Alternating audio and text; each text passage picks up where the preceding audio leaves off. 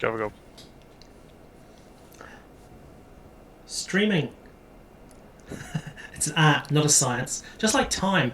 That's like the concept of time itself. G'day and welcome to And They Call It a Mine 2024 wrap up and finals list review. I'm your host, Sam, and below me is your other host, George. And below me is our other host, Denny. Is he? Any minute now, I'm sure our third host will arrive and join us. But in the interim, I want to say welcome. It's a pleasure to be here with you all. He says, unsure if there are people here. Maybe there aren't. But I think we're just talking to ourselves. I think we're just talking to ourselves. But we always are. We usually are. Yeah, we used to by now. So, hang on a moment. I am just going to post a little thing on the page just to remind everyone that we're here. Not because I'm desperate and tragic and want them to be here, but because it occurs to me I should have done that before I pressed live. So, George, fill the airtime with some just any words that come to mind. Usual words that come to mind are just for me to bash Denny, but it's not as fun when he's not here. So I prefer it when he's not here because he's kind of intimidating. He frightens me. He's weak, he's small, but he's kind of he's solid. He's stocky. Like a little Wolverine, isn't he? Yeah. So, yeah, little dwarf. I've frequently described him as a little cave troll. I'm sure he's living his life over in the UK and having a blast these days. I'm sure he is. Well, it's 7:10, so I'm sure he's actually probably asleep still, if anything. But that's okay. Potentially. We are going to great lengths to find ourselves a third participant. Shall we? Sorry, I've just gone back to the actual chat screen and see there are some people here. So, g'day, hi, lovely to see you all. Welcome. Shall we? While we wait for our third person, who we definitely know the name and location of, and ETA of, shall we talk about the finals itself? George, as the event TO and lead coordinator, I'm going to move to the next slide, and you can fill some more time, frantically, nervously, by talking about finals. Wow, welcome to 2024 finals, guys. Just to start things off, I have rolled the first scenario, and we're playing heirlooms first. I'm kidding. I went to a local Hamilton one-day event on the weekend and caught a lot of flack for previous rolled scenarios at finals. So apparently last year you guys played Storm the Camp and heirlooms or something. It was and Clash by Moonlight. It was a bit of a mess. So it was horrible. I need to get better at rolling scenarios. Damien's also come at for me for not having my own dice up at the TO table to roll these scenarios. That's true, actually. I think it probably wastes a combined 20 minutes over the weekend of me having to ask for a dice. And 4 years in a row, I think that exact same problem has risen. So that will be some feedback taken into this year's finals. There's the critiquer himself. The third member of our crew has joined us here live on Twitch. Hello, Damien. Denny's got younger. I like that you think that Denny has got younger. I will take that, and I'll take any compliment that says that I'm young. It's really good. Thanks for joining on about 5 minutes' notice, Damien. I'm sure you didn't have any plans. You're on. I have absolutely no plans. I'm that much of a loner and a loser that I have no plans. We've actually lost our entire audience now. I think this person was me. That's all it was. I'm long out to join you. It's just the three of us chatting now. Going out live to know. No, there's at least 3 people in the chat. I've seen them. I've messaged. Anyway, George is talking about finals. In the background of while we were doing this, Damien was also very kindly checking all the lists for me. But now that Damien has joined the call, in fact, we're sort of on us to now be checking the list live on stream. So, chat, we may be relying on you for that one as well. But I like to think we have 3 vague professionals here that can check a list as they come up. There's nothing chat George more than correcting, quote unquote, correcting my mistakes, quote unquote mistakes, in my lists presentations. So I say get in amongst people. This is the time to pick nits and be your usual finicky internet selves. But yes, finals is in Christchurch this year. We have 37 people confirmed so far. I am looking for lucky number 38 if you happen to live in Christchurch and have no plans next week. send me a message and come to finals. 800 points, no restrictions. This is the first time, I think, the first time we've actually put no restrictions in the player pack, and it's the first time we've got a Tom Bombadil on the back of that. I mean, we've always had no restrictions anyway, though. We haven't just haven't said. I think. Oh, yeah. Previous years there has been like a 3 model minimum, and true. I see. like that sort of stuff. But that's traits. That's no smogs. But yes, looking forward to it. It's going to be a really cool event. As you can imagine, I have a few little things up my sleeve for it as well. And most of all, I'm excited to see how many rich dice bearers we have attending and who's going to take home the all-important crown of most accumulated kill throughout the year. People have been talking about Ridge Dice Bearer and how many, how successful they've been with them this year. It seems to be the thing people are doing. Damien, were you here the whole time, or just your camera off, or could you hear us? No, I'm trying to get this sorted out. I've got my room in such a state that you can only see the top of my head at the moment. So I was trying to be subtle, and I've failed. Sorry, no, I wouldn't. I shouldn't have brought attention to it. Sorry.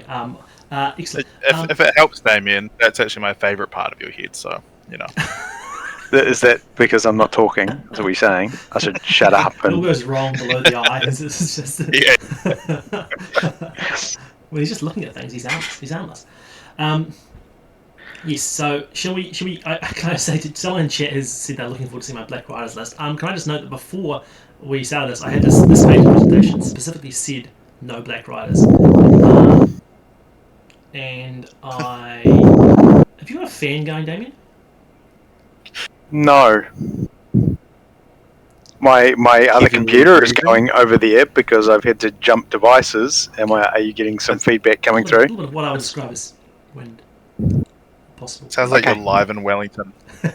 Right. If you just stop breathing. In which case. That would be good. Like I said, my favourite part of Damien's the eyes up.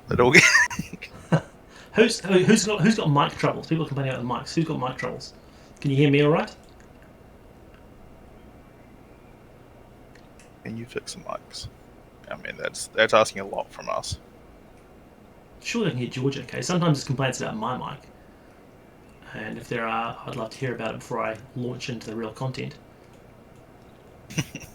No one's here for the real content. I sound a little echoey. I have mic quality troubles. It's a bit echoey. Alright, okay. Well, okay, just... Oh, wait. Hey, there's more on my head. Okay, if I speak now, does that sound better? Is that more useful, people? Is that better content? I'm just going to keep talking for a while until somebody tells me it's better or worse. So you guys just sit quietly while I enjoy the sound of my own voice. And the people of New Zealand enjoy the sound of my own voice, hopefully. Oh, it's not better. Okay, is it worse? Oh, it's still echoey. Look, I'm not made of fucking... Oh, God's sakes. Have we at least gotten rid of my fan noise? Or is it still there? You're better. You're perfect, Damien. I'm apparently echoey now. Quieter, but still echoey. I mean, I'm hearing a lot of, I'm hearing a lot of prizes. There should be a headset. Yeah, look, once again, I encourage any of my subscribers to provide one. Wellington's wind. Yeah, the wind is gone, but I am still quiet. I guess if I speak up a little bit and try and project my voice directly into this thing right here, maybe that'll work, and people will love that. And if anybody has an objection to that, they should speak now or forever hold their peace. That's a constant struggle, the audio for these things. But I want to be heard because people are missing out. They can't hear me. So. Adam says Damien's no longer heavy breathing. We can't confirm that. We just can't hear it anymore. Damien's always heavy breathing. You can't have my Black Riders. Nobody can have them. They're mine. And coming back next edition with their Strength 6 Black Darts. In case you haven't heard, Black Darts will be Strength 6 now. Well, before Damien joined the call, none of us, and I guess it should be mentioned, none of us were actually attending finals. Me, you, and Denny won't be. Oh, well, I will be there. Hopefully, I will be there, but I will not be playing. So none, there were no Black Riders. There were no, I don't know what Denny runs. Whatever's sweaty at the moment. Dragon Emperor exclusively. That's the only thing he'll use. Anyway, I've been offered. I'm starting to be sexualized by chat. They're offering me a pink cat ears headset for the next stream. So, hey, 2025. Maybe if you get it for me, I'll wear it, and that is a promise. All right, let us before this becomes one of those hot tub streams. Let us get into the next page. Damien, you got the presentation. I sent it to you, eh? Yep.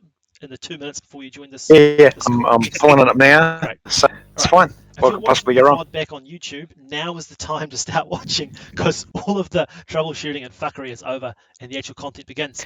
You know the actual worst thing about this?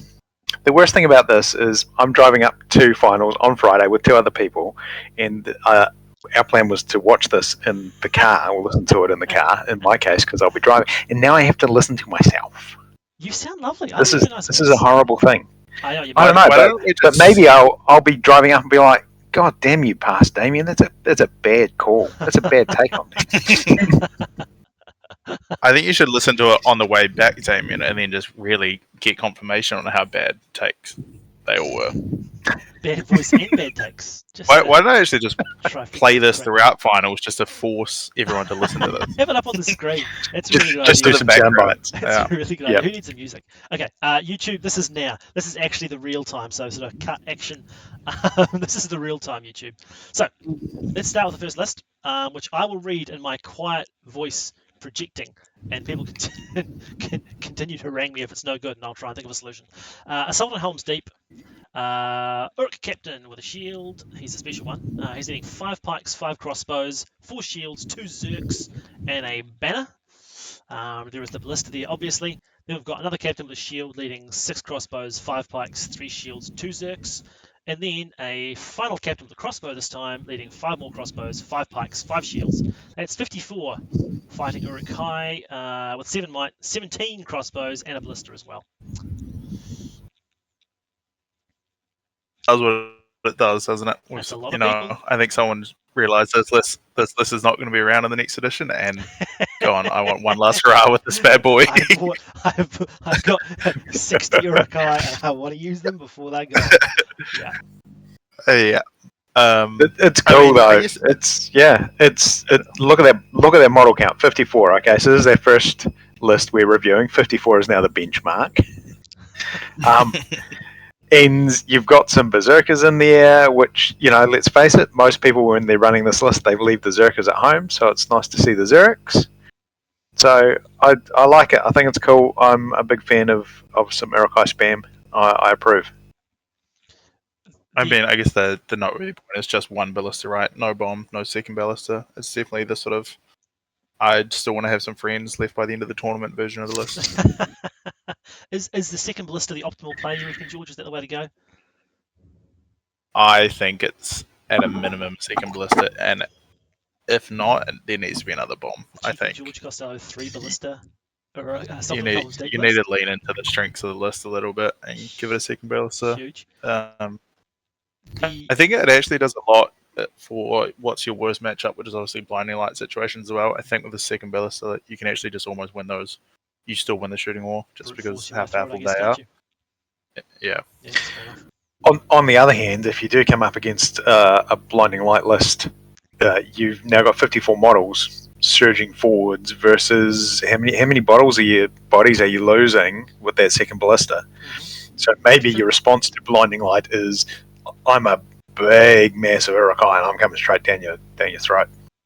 Yeah, well, I mean, like, all the castles with blinding light, or Gandalf's at the very least, like all the other spells you don't really care about. You're like, cool, you can transfix my Uruk-hai captain, or exactly. Yeah. Sorcerer's Blast, captain. Like you're not worried in the other way. So if you can just negate that blinding light by at least shooting through it, or like you said, just deploy 24 inches up and march with your endless marches straight into their face, probably still a winning matchup. So maybe this is actually a fine way to do it. Very playable. It's very playable. I mean, a lot of people have a lot of trouble getting through it. That is for sure. And it hits hard, and it does what it says on the tin. I personally think that controversial. Maybe 1 banner is a little bit light for me for a 54 model army. I don't know. I'd probably say a second banner personally. I would agree. I mean, if we're getting that many bodies, I'd like to put it on paper. I don't agree. I think 1 banner is perfectly fine. And when Damien listens back on this, I don't want it to be seen that I was thinking a second banner was needed. You can lose one Berserker, one Urukai, 52 models, 2 banners. I don't know. That's my personal view. We've had about 5 years, Sam, of various disagreeing opinions on banner discussion, so it's probably not best to rehash all of that. That's true. Go back and watch. We can just keep on saying watch. Link back to last time we discussed. My controversial take is I think there's 12 too many shields in the list. I'm a sucker for no shield Urukai. I really think it's the way forward. No shield. But I'm aware that is controversial. So you have more pikes, or just D5? Yeah, well, maybe it's a little bit more relevant with the second ballista, but it's actually really helpful to have a narrower pike block, so your ballistas actually get clearer range of fire. And if you have a big shield, it's kind of hard to sort of maneuver that along with 2 ballistas behind, trying to get ways through, or even particularly for your crossbows as well, keeping firing lanes open for them. Yeah. If you actually have a narrower shield wall, it works a little bit better. So you may as well utilize having the extra pikes. But also, as you all know, I agree. I think your crossbows should just be your front rank. They're perfectly good fighting Urukai. Hopefully next edition puts a kibosh on that rubbish, that absolute rubbish. I can't stand that. I can't stand that crossbows in the front line. I don't get it. I know that it works, but I don't know. It feels wrong to me. Maybe it's superstitious.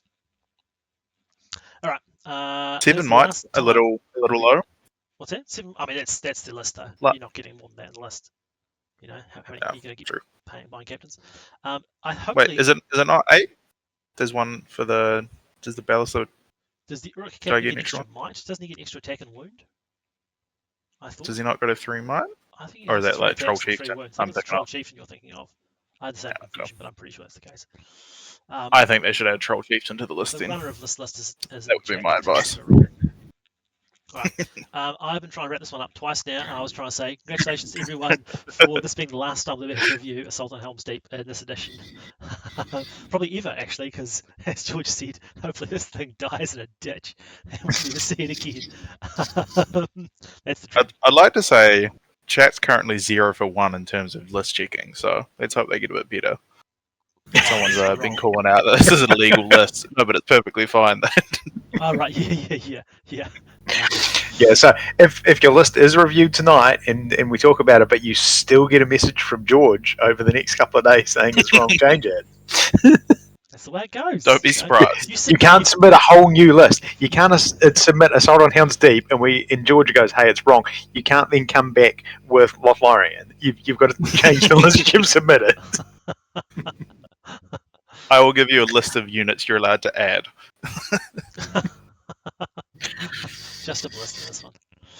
Right. Next army. Khazad-dûm and Fangorn. Somebody with a louder voice. This is a real throwback to 2006, isn't it?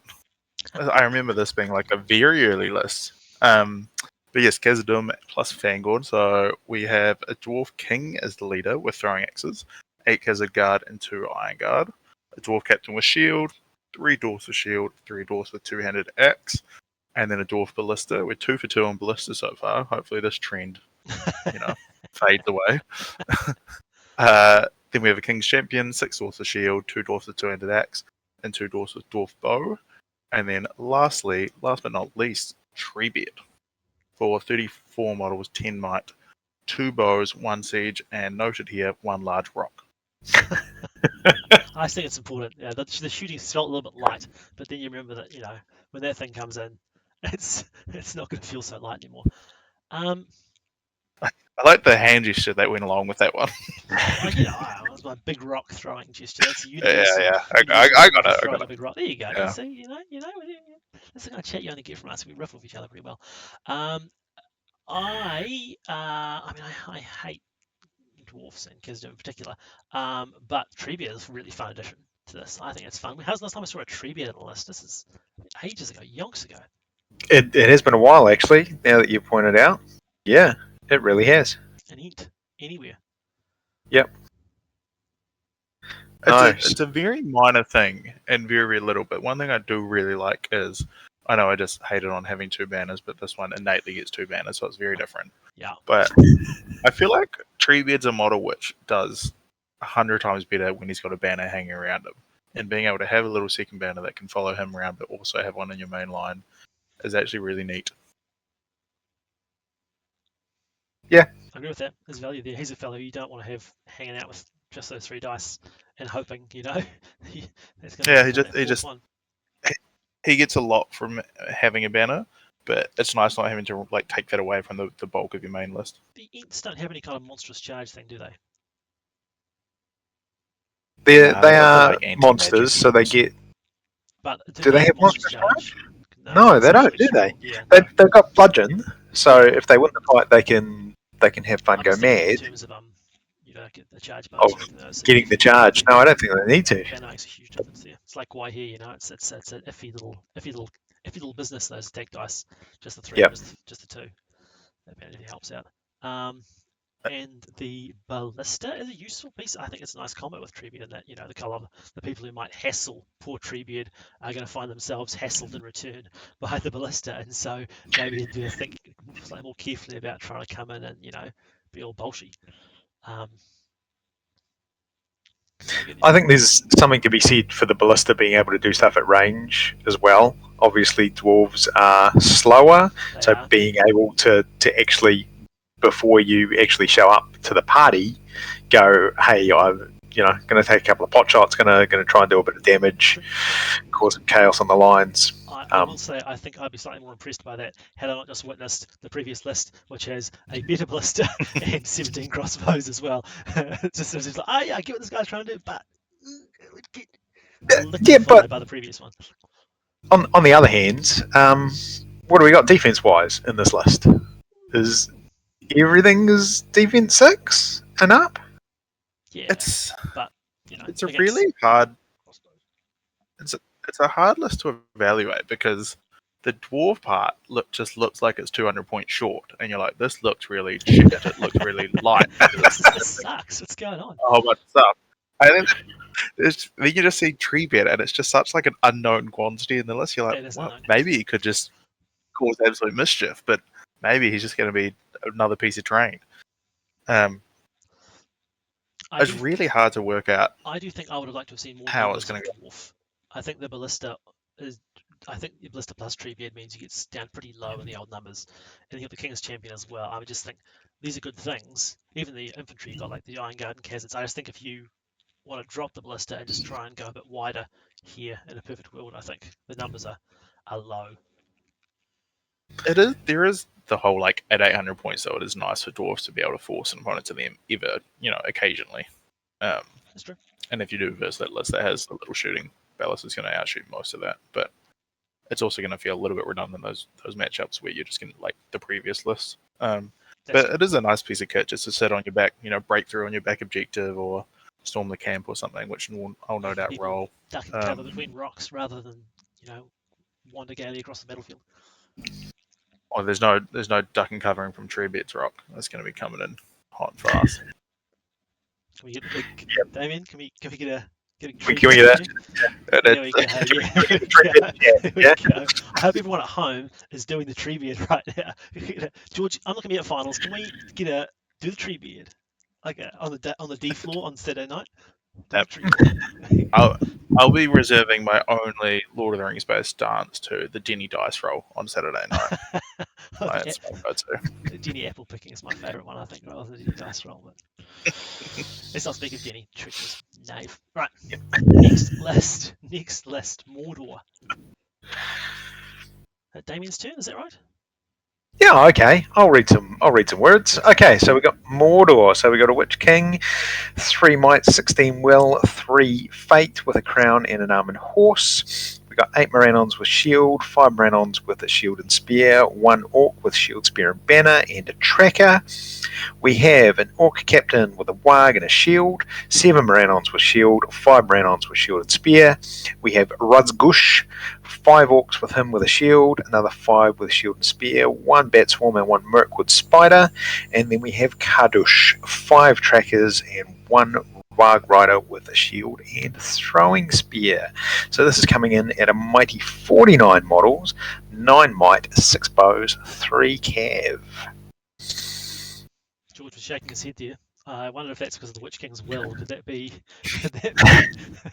the situation? I think it's every part of the Witch King except the might. I reckon I saved 30 points on that Witch King. That's the new world of Witch Kings. You're going to drop the faith. You're going to drop 2 will, and you're going to drop the armor off the horse.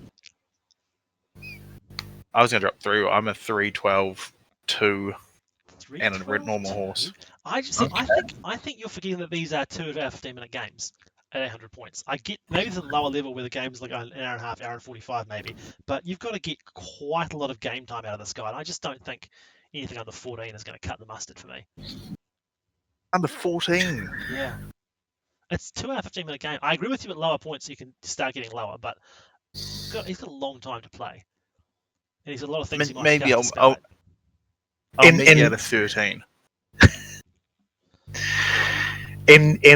Okay, so we've got here Kardouche. He's the other factor in here, right? So Kardouche is going to be able to give him back if the choice is made. Kardouche has also conveniently got 5 trackers with no points in his warband, which presumably have, 2 purposes there. One to be useless archers, and the other to feed Witch King more well. Who among us has not brought Kardouche trackers? That's the standard play. You bring Kardouche, you bring trackers. It's what you do. It's a great concept. Yeah, you bring a lower will count because you're going to buff it back up. You can sack. I don't get that. You are going to sack Kardouche, but it's a risk to take. I'll agree on the armored horse. The armored horse, I think, is a personal preference. But every time I've taken an armored horse, they tend to get shot out even faster than regular horses. So, been there, done that. I'm going to disagree with the will though, because looking at the other heroes that you've got in this list, there will be times where you are probably going to want to commit that Witch King to do a bit of damage. It's just like, oh hey, I actually need to go in here and get some friends with me and call a heroic combat, so I'm going to lose a couple of will across the game to being a bit offensive. Yeah. There's not necessarily that much other really punchy stuff, and so I think that's a very reasonable point, David. I don't disagree with that. No, I mean, it's very much semantics. It's absolutely very close line between. I'm kidding. Let me spoil this now. I don't derail this too much, but let me just say that this is the first of, I think, at least 6 Witch Kings we're going to see this evening. I think each one of us has a different level of will, so we can have this conversation. Hopefully they only go down in will from... What's the max you can have? You can have 20. I think the highest I've seen is Damien submit a list with 18 once, and I was absolutely furious. You're welcome. But going back to the list, I mean, it's fairly stock standard for Mordor with obviously not quite, but the big sort of noteworthy piece here is Razgush, right? Yeah. That's not sort of the drop you see in typical Mordor. Yeah. But kind of cool to bring along that Bat Swarm and the Mirkwood Spider. Yeah, it is actually. The Bat Swarm is a nice little tech piece in regular Mordor here. Yeah, that's when you commit your Witch King to that fight and get the Bat Swarm in there and do some real damage. 100%. It always just finds a use, whether it's like assassination based games or killing a hero based games, but also things like recon and heirlooms and destroyed supplies and stuff. Like it picks up a use so often, even if it does random nothing places. To get in your opponent's head as well. Like it doesn't need to do a thing except hang around and be ready at a moment's notice to mess up someone's day. That's the beauty of the Bat Swarm. It's just, whenever I play against one of those, it's just a constant think of how can I make sure there's no space around this hero? How can I make sure this thing's 12 inches away? It's just, you spend a lot more time. There's a lot more. 12 inches in a 40 mil base goes a lot of places. Yeah. Incredibly minor point, and frankly, not worth our time discussing, but I'm going to do it anyway.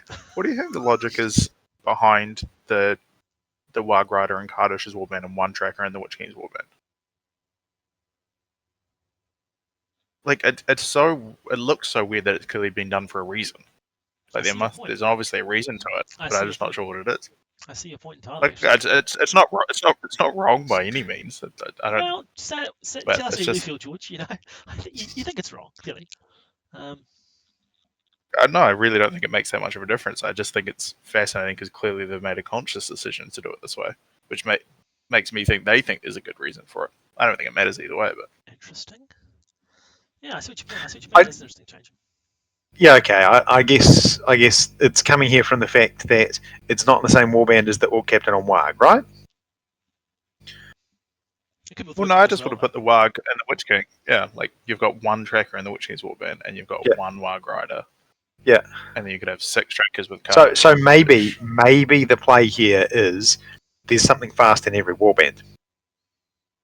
No, there's not. Yeah, there is, because the Orc Captain's got a Warg. So maybe the play here is making sure that there's something with a bit of speed in every warband. I can see it. I mean, like I said, I don't think it's wrong. I just thought it was interesting. Yeah, it is. Yeah, it is. I don't think it's wrong either. This person what the reasoning was. It's interesting for a given value of interesting, by which I mean, if we talk about it anymore, we're going to lose our last remaining viewer. And so I'm going to go to the next list because it's interesting, yeah, but also in a very real sense, not that interesting. Next is more dwarfs. We love a dwarf this year. Thrall plus Iron Hills, which is a cool combo you don't see very often. Thrall's got his 12 Guardians of the King, and then Thrain has 8 Warriors with Shield and Spear. Then there's Dane on his pig, leading 4 regular Iron Hills, 4 Iron Hills crossbows, 2 Iron Hills with Spear, and then 3 Goat Riders for 36 dwarfs. 9 might, 4 crossbows plus 12 throwing axes, and 4 mini cav. I feel like it's the same amount of dwarfs as the last one with 1 less Treebeard. Yeah, but 1 more Thrall, Thrain, and Dane. Yeah, 1 more big chunky dwarf hero. The king like that. Every warrior is as good as or better than those kids at once, and the heroes are all a lot better. But I agree with you that the lack of Treebeard is notable. But what I just said sorry, yes. At this point, I'm saying. Like, hey, congratulations to the person who submitted this list. I'm now going to talk about, would you rather have Treebeard? Because that's really what it's coming down to here, right? Yeah, we got a bunch of dwarves. They're not going anywhere. It's going to be a bit of foreshadowing if we're going to talk about Eerie Dwarf list not having a Treebeard. We're going to have a lot of Treebeard discussion coming up. So, who thought as this edition comes to a close, finals 2024? We'll be saying, "Oh, not enough Treebeard in this list. Where's the Treebeard? Where's the Treebeard? It's become the gold standard." Okay, cool. So let's we'll step away from the Treebeards. We've got some more well-rounded fighters in terms of the heroes here than we have in the Treebeard list. Yeah. So we got Thrall and Thrain, and we got our dear friend Dane on a Warboar, and that Warboar has got some Goat Riders with him as well, so we have got a relatively fast contingent, and that was something the other list was lacking. It's got March, but it doesn't have anything natively that was quick. This here has probably got those 3 heroes can probably do a bunch of damage across the board wherever they want to be. Is it so Guardians of the King are fearless, right? No, that's Bodyguard? They're not Bodyguard, no, that's Strength 4. Oh, okay. So was it, George? It's Strength 4, right? Yeah. I was just asking the Guardians of the King Strength 4. Strength 4, but not Fearless, no. Okay. But, Dane with his Fearless Bubble will solve your courage problem, I think, really. Does the Fearless Bubble only hit Iron Hills, or is it? It's not even a bubble, actually, is it? It's just him. Is that right? I think it's a bubble. Is it a bubble? Okay. Or maybe if they're green lines, it's a bubble. I don't know. Who knows? Nice. Or is it inbuilt in profile? Normally we can rely on chat, but we're low on numbers. Quiet the last 20 minutes or so. I'm like, have they all died? What's happened to them? Should we kick Damien back out just to be part of the chat? Right in the feels. It's because my mic is so bad they don't actually know that we're actually speaking. I'm just wondering, when's it going to start? Like, what's going on? They can't hear a word I've said. Dane is Iron Hill models within 12. Wow, okay. So just the Iron Hills. Not the courage is really a problem anyway. On the courage 4th Guardians, so whatever. I really like Thralls. I've got a few Thralls contingent. I think they're great fun. They're really, really cool. I really like the fact this has got a 6-inch banner in it, and also got Master of Battle, and also got Fearless, and also got some speed, and also got a lot of elite troops, and also got paint and type. All right, okay. And also got 3 really strong combat heroes. Like, I think this is cool and fun, and the Iron Hills are excellent. It's got a few crossbows. I rate this to the moon. Just this is one of the favorite lists I saw when I was putting these in. It is very cool. It's got to have a long slog across the board in some matchups though. Like if it versus had Assault on Helm's Deep or something, it's a long way to go. They can march, keep on marching. But again, the ballista is not something they want to see. That's absolutely true. You also don't want to rock up in their face with Zero Might Dane as well. Why not? What are they going to do about it? They got 3 captains. Like, if you're in their face with Dane, I don't care how much might he's got. It's left, right, good night. You know, he's still got Master of Battle. I think go for it. Get stuck in. Sure. I mean, the Urukai Caps are doing something wrong if they're calling heroic combats with Dane around with Master of Battle, but That's true. You still have might the other ones. You still got 6 might left, even if you marched 3 times. Yeah, never up. No, cool list. Cool list. Cool fun. What's the next list like? Somebody asks. Oh, look at this. It's the Serpent Horde plus Mordor. But not the typical Serpent Horde model you used to seeing. It's very much not the typical. Damien, do you want to talk us through this one? Absolutely. So Serpent Horde and Mordor. So on the Serpent Horde side, we've got Soladan on an armored horse. With him, we have 9 Watchers of Kana with twin blades, 9 Haradrim with spear and bow. We have a Harad chieftain who has 6 Watchers of Kana with twin blades, 4 Haradrim with spear and bow, and 2 Haradrim with war spear and bow. On the Mordor side, we have Ruzgush, who has 6 orcs with shield, 6 orcs with spear, 1 orc with a banner, a bat swarm, and a felwarg. And then we have an orc captain with a shield, with 6 trackers, and 5 orcs with spears, 60 models. It's a new high. Viewers at home, 10 might, 21 bows, pushing that bow, 50% bow on the Serpent Horde to its max, and 2 cav. Actually 4. I think someone's got really offended. It's 4 cav. Oh no, the slide is wrong. It is. That's all right. We'll just talk about it being 4 cav because that's what it actually is. Yeah. The chieftain is on a horse. Righty ho. So this is cool. I like Watchers of Kana. They wear paper and will go down to a very stern look in their general direction.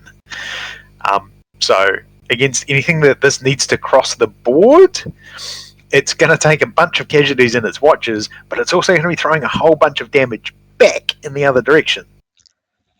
And I think that's going to come down to whose dice are hotter on the day. I did wonder how many lists we're going to see like based out of people wanting to get one last hurrah with legacy units, and this feels like exactly that. Someone's got 15 painted Watchers of Kana and was like, I'm using these before. I suspect. I mean, they still have another 5 years to use them, but yes, there we go. Back to that, George. Fake news. Legacy is still here, people. It's still here, people. Yeah. But yeah, actually, and someone's mentioned the number of Razgushes. This is our 2nd or 3rd Razgush so far. What's all this come from? People coming to Christchurch now, like, yeah, there's Christchurch guys. A lot of elves in Christchurch. It's people going, I would love the utility of a bat in my army. Yeah, actually, that's fair enough as well. Before they nerf bats as well. Yeah. So what does Razgush get out of the Legion? So he gets that he can bring all the little bits and pieces, but he also gets his warband gets Hatred Elf. I think it's all Orc warriors get Hatred Elf, don't they? In this army. The whole army gets it? All the orcs do. Yeah, it's army wide. I remember looking at his rules in the past and going, that's actually pretty neat. Feels really sort of out of place for typical Lord of the Rings rules, right? Like things usually just apply to their warband, but kind of cool stuff to give an army wide thing. It's definitely a neat piece of tech if you're expecting a lot of elves. If only there was the equivalent for dwarf hatred. If only Christchurch was known for having a bunch of elves or something. Didn't Razgush win in the last Christchurch finals? I'm sure it did in 2022. Well, yeah, Christchurch just and I think they played 6 elfless. Uh-oh. The people who brought Hatred Dwarf are the ones doing well here so far. We've seen so far, haven't we? Exactly. So 60 models and 21 bows is nothing to sniff at, is it? No, it's not. No, it's good. It's good numbers, but it really is how much can you whittle down those Watchers of Kana before they get across the board, because they've got 2 attacks each, and with a spear behind them, fight for. Yep. Both there are many a time that I've wanted a spear behind my Hunter Orcs. I know the damage that 2 attacks can do. So even if your defense is low, you are going to want to deal some damage to this before it gets across the board. But yeah, if you're going to try and play a shooting game, be very aware they are going to be coming back at you. If you've got 17 crossbows and a ballista, you're probably okay. But if you've only got probably, 2 maybe dwarf bows, you might be less okay. So yeah. I know I'm going to get shut down for this, but is the Orc banner really necessary? I agree with that. You've got Sullivan.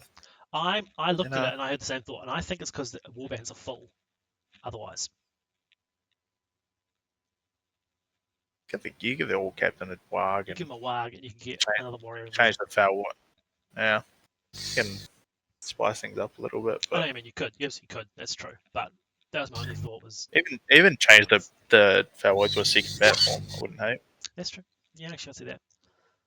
I definitely agree with the banner thing. Yeah, I didn't think. I mean, anytime you got Solid on your list, I think a banner becomes egregious at that point.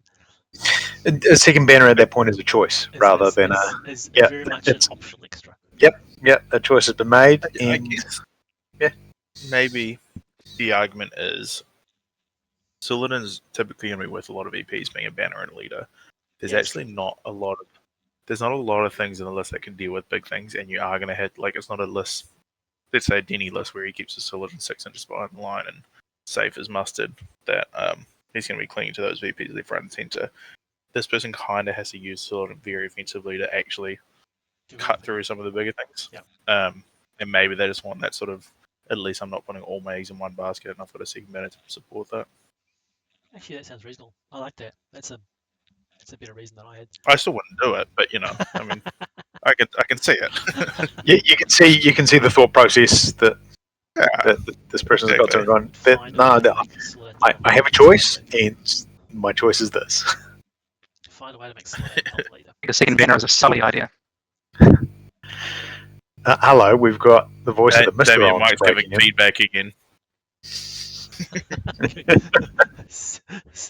Well, hopefully that wasn't me. Anyway, all right, we've got our 15 Watchers of Kana list, and at this point in time, I just want to make it very clear that there was a time 18 months ago when I would have been like, "What the hell is this?" But to this person, the shock value, it's really worn off. You don't really, you got to kind of do more and more to keep on. There was a time when this was like, what? Now it's like, this isn't even all your watches. I know for a fact you've got at least a dozen more. So I'm like, where are the rest of them? It's kind of like, buzzing around the Wellington scene for the last couple of years. It's 15 watches is nothing. It's nothing, So, last are after them, but sad to go out kind of half-assing it, with the watches. I can't get the thought out of my head that this is sort of like an interstellar situation where there's the, older Damien is behind the bookshelf speaking through, trying to give Damien advice not to do this.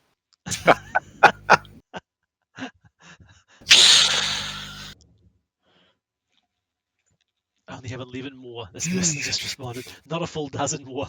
Only 11 more. Only 6. God, Sam, just spreading fake news. What the heck? Apologies. I can't even trust you anymore. Sam, I would feel really silly if I was you right now making that. Yeah, I'm the one who should feel silly. I'm the one. Yeah, exactly. All right, next list. Moria. Goblins. Stuff. I'm not speaking again because I like speaking. This is Dubu's, leading 6 spear goblins, 2 regular basic goblins, 2 prowlers, 1 goblin with shield, 1 bar swarm, and a Wag Marauder. Then there's a goblin captain with a shield, leading 6 spears, 3 shields, and 2 prowlers. And then that same warband again, so captain with shields, 6 spears, 3 shields, 2 prowlers. A goblin shaman with 2 shields and a spear. A cave drake, and the watcher in the water. Just when you thought, gosh, where's this going? I hope this is going somewhere. It was going somewhere. It felt like it was petering out. Goblin shaman with 3 goblins, just kind of drifting into nothingness. No, bang, cave drake, watcher in the water. It's just the It's the evil equivalent of Treebeard, isn't it? the evil. They've got 2 Treebeards. So it's only 44 models, a shamefully low number for a Moria list, but It's very low for a Moria list. I'm gonna drink to the bar swarm though, so good on you. Sorry, apologies. Can I? And before we go any further into the content of the list, a meta comment. I've noticed more and more people are clearly watching these videos we do because they've taken to heart this year in particular my advice about the more complicated the warband is, the better the army probably is. This was the first of many lists today where the text is getting progressively smaller and smaller because people have got 8 different variations of models in one warband. So, great, I appreciate it. You're starting to take the piss. So there's a fine line between too many profiles in a warband and not enough. So just keep it reasonable, people. Okay, so moving on for the consequences of Sam's own actions to the actual list. I would agree. This feels light on numbers for a Moria list. However, Cave Drake and a Watcher, and Yes. Watcher is ideally showing up where you want him when you want him. It's just I always think that Moria lists where you're having a big threat outside of the Balrog Legion is this really tricky balance between, is my threat big enough to mitigate the bodies that I'm not having and thus my break point? And I honestly don't know where that line is. I suck at writing Moria lists. I don't write Moria lists. I don't have any Moria except the Balrog. I don't know. I don't know. But I think that's the trick of a Moria list that's got some big scaries in it. I don't know about you, George, but to my mind, still having 40 plus goblins and the Cave Drake and the Watcher and the Bat feels to me like it satisfies, it hits that I have a very large number of things, and also the threats. It's not just one threat, it's 2 threats, plus you've still got 40 plus golos. I think Damien nailed it. Like, Moria is such a nice edge of getting enough numbers versus enough threats. And this is one of the ones I've liked to look up more. I actually played this list maybe about a month ago. And it's absolutely terrifying to deal with because you end up having the Cave Drake called at the front and center and at the front. And if the Watcher pops up behind the Cave Drake, anything you charge into it is just getting pulled into the Watcher. Or even worse, if you charge 2 heroes into it, one of them's getting pulled and you're just left with 1 hero charging a Drake, and it's not ideal. It's really hard to deal with the double threat, and then obviously your gut instinct is like, cool, let me just charge it and kill 24 models and win that way and break it. But it's kind of hard to do with no heroes because your heroes have to be sitting pretty far back. Very much feels like it depends on what kind of army you've got. Like if you're coming in, again, I don't repeat it again, but if you've got the Assault on Helm's Deep, where you've got really great troops and high quality and a lot of shooting, you feel fine because what are you going to do? Watcher and a Cave Drake, a couple of Orc captains, captains, big deal. The rest of the troops are going to melt you. To be honest, I think if you've got 15 Watchers of Kana, you're probably feeling pretty pretty as well. Yeah, that's exactly right. Like, you lose Solomon, that sucks, but at the end of the day, you can keep going through that. But yeah, the real hero front ones are going to have a very, very, very hard time into this. I don't think anyone can deal with. I mean, a Watcher is incredibly hard for almost any player and almost any army to deal with anyway. When there was a Cave Drake as well. I think where this list is going to struggle, right, is any form of shooting, right? Like, if you've only got 44 models and you lose 6 to shooting, if you're going into combat with less than 40 goblins, things feel pretty tough from the get-go, even if you can assassinate heroes left, right, and centre. You've got the might. Yes, 10 might's a lot, but you need to burn a lot of it to support those 2 monsters as well. The good news is you're not calling too much in the way of heroic combats and whatnot as well, but it is nice having Durbers, who's a leader you can keep fairly safe as well. Like, he's not going to be anywhere near the front line. You don't need him for fighting. That's the opposite of the previous list. The leader is not for fighting. Yeah. How many bat swarms have we had? They're feeling pretty popular this year, aren't they? Aren't they? People have seen the leaks and realised they're getting nerfed next edition as well, and so it's the same thing. It's like Legacy. It's just last hurrah for the bat swarm. There's a couple of Forlongs on horse, I think, as well. People as a Gilgalad on horse. People are doing the last hurrah of the mounted heroes and their bat swarms. Look, I'm not going to lie. I have a Golden King, and I seriously thought about assembling the Golden King just to run it. At least that'll be legacy, though. You can run that for the next few years, whereas That is true. the Bat Swarm becomes useless Oh, in a month. Are we just going to put an asterisk after every legacy, being like, you still have 5 years? Just I don't think pet. it's a lot of fake news out there. Still, it's just legacy. It's not dead. Is Bat Swarm just dead? What do you mean? No, because strike will happen after the Bat Swarm fight value thing. So now you strike, Bat Swarm halves you anyway, so there's no point striking. Whereas now it'll half you and then you strike afterwards. But that's still a use for Bat Swarms. It's called I'm sucking your mic out. It's just from an instant win to a challenge. It's actually something you need to play into, and your opponent needs to play against. But something you can play against, but also just standing away from it. Like you can. You can't just Bat Swarm and the Colour Warriors and kill super big hero. Anyway, we don't even know if the rules are staying the same for the Bat Swarms. So before this becomes another leaks and speculations video. All right, Damien, talk to us about the next list. This says yikes. That is. I think it's autocorrect. I think it says Azog's Legion. So it says Azog with heavy armor on the White Warg with a signal tower and 15 warbats. 23 models, 13 might, 1 cav, no shame. You are all welcome. Has this player run their signal tower measurements by the TO? It has been accepted in a previous final, so I believe there is precedent. When was this in a previous final? 2 years ago. God, So, but for those of you who I am being quizzed, this is me. There are bats. They exist. There are many of them. They are currently being paid. Last time I saw these, they were the paper. They were the ones made out of cardboard. As Sam alludes to, I have been threatening him with cardboard cutouts with googly eyes for the last year and a half, I think. And as this is the swan song for this edition, I don't know what Warbats are going to do in the next edition, but I've gone all in on it. This is what it's 5 just years fun. Of Damien better led us to. Yep. This is me going out in style. It's fun. It can win stuff. It can also lose real quick. But it's a bit of fun. It can win stuff. What can it win? It can win stuff. The one where you pick up the relic and run away with it. You normally do it with one Bat Swarm, except I've got 15. That change can't come soon enough. I hate to say it, Signal Tower is actually pretty damn good in some scenarios. Like it's pretty close to auto win some scenarios. I expect you just drop it in places, can't you? Yeah, it's true. Yep, drop it in places, jump someone off. If you need to pick something up, yeah. I mean, this is definitely a good thing to last hurrah because while it might not be getting legacy, it will certainly not be doing what it does now.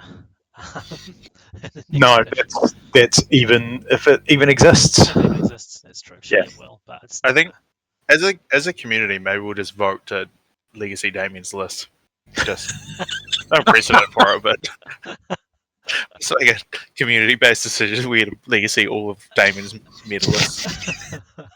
So anything that Damien has run over the last 5 years is Legacy. We'll go back and look at what the previous horror shows of lists that were. There's nothing there the community's going to miss. I think it's fair to say nothing there that the game is really going to suffer. While we're there, we may as well Legacy your 18-wheel Witch King as well. Yeah, no, that's fine. I did that for a reason, and that reason was I only had 4 other models. Wow. The irony, and I even versed you that tournament, and the 4 extra will on your Witch King was really useful to cast extra spells to just roll ones on all the dice anyway. I remember being like, oh, his Witch King must have run a low will now, and then you're like, alright, now I'm casting a 5 dice black card at your leader to get the leader VP or something. They rolled like 5 ones or something.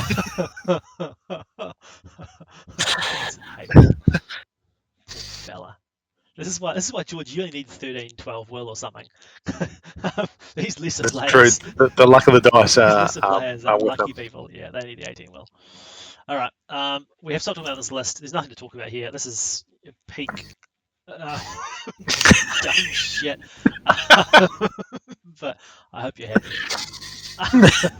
I will be. truly feel sorry for anyone playing it. This is going to be an awful experience. This is going to make Black Riders last year look like a fun time. This is going to be those bets, man. This is nowhere near Black Rider rubbish, and you know I Bets. hope this flies out the window on your car drive up. And the reason I use that as an exact thing, and I'm going to segue a little bit here and tell a story from the tournament I was at this weekend because it had me in absolute stitches. This is on Saturday, so a couple of days ago. Me and Liv set up for our doubles game. We've put our models on the table, on your black G-Dub case. Next to us is a big wide open window, and behind us is a big wide open window. And out of nowhere, this big gust comes through, and I can't describe it other than like this is genuinely what happened. Is the models went up into the air, and then just in one motion went like out the window. Like onto the sloped roof. Yeah, like our models got lifted up off the case and out the window. I say our models, it was just Liv's models, which is why it's so funny. My models were fine and stayed on the case. But our opponents were there sitting there, everyone just looked at each other and be like, did that just happen? And then like instantly crack up laughing. Liv's models were on this roof. We had a groom trying to like bring the models back in.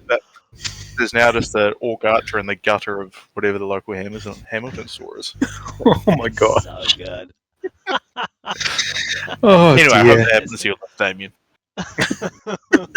That's really good. Oh, it's terrible, but yeah, it happened to somebody who wasn't here, so it's funny.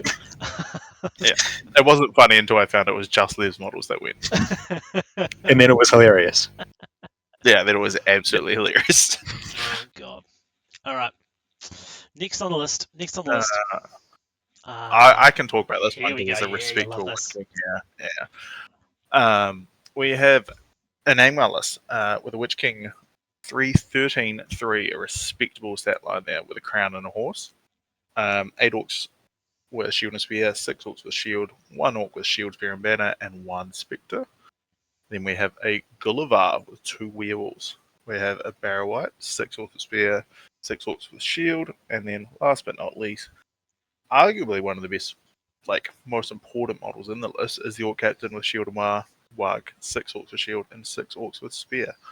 It's just a perfect NZMEL list, isn't it? There's It's a very good NZMEL list. There's no fat on this. It's a very good NZMEL list. It's just what you want. It's everything you want in Exactly NZMEL what list. you want. And nothing you don't. Maybe one more spectre. Maybe one more spectre. Maybe one less werewolf. Who knows yet? The model's still up in the air on the werewolf of how many you want, but 2 seems reasonable. 2's enough to test them out. Yeah, 2 seems good. Yeah, So I think 3 is definitely too many. 1 or 2 is definitely going to be the answer. How I much they think got? Are they going 20 forward, points, but 25 points each? I think they're 25. 25, I think. Yeah. Okay. Yeah, I think 2 is definitely going to be. I would have liked to have seen, just for my own curiosity, mostly the Shadow of Rodar or whatever, maybe over the Barrow White, but Oh yeah. I think Barrow White's probably better in the long run. I mean, there's slightly different purposes. But again, so you go for the shadow, you start eating into your points though, and this is good. I agree. I think this is a really good NZMEL list.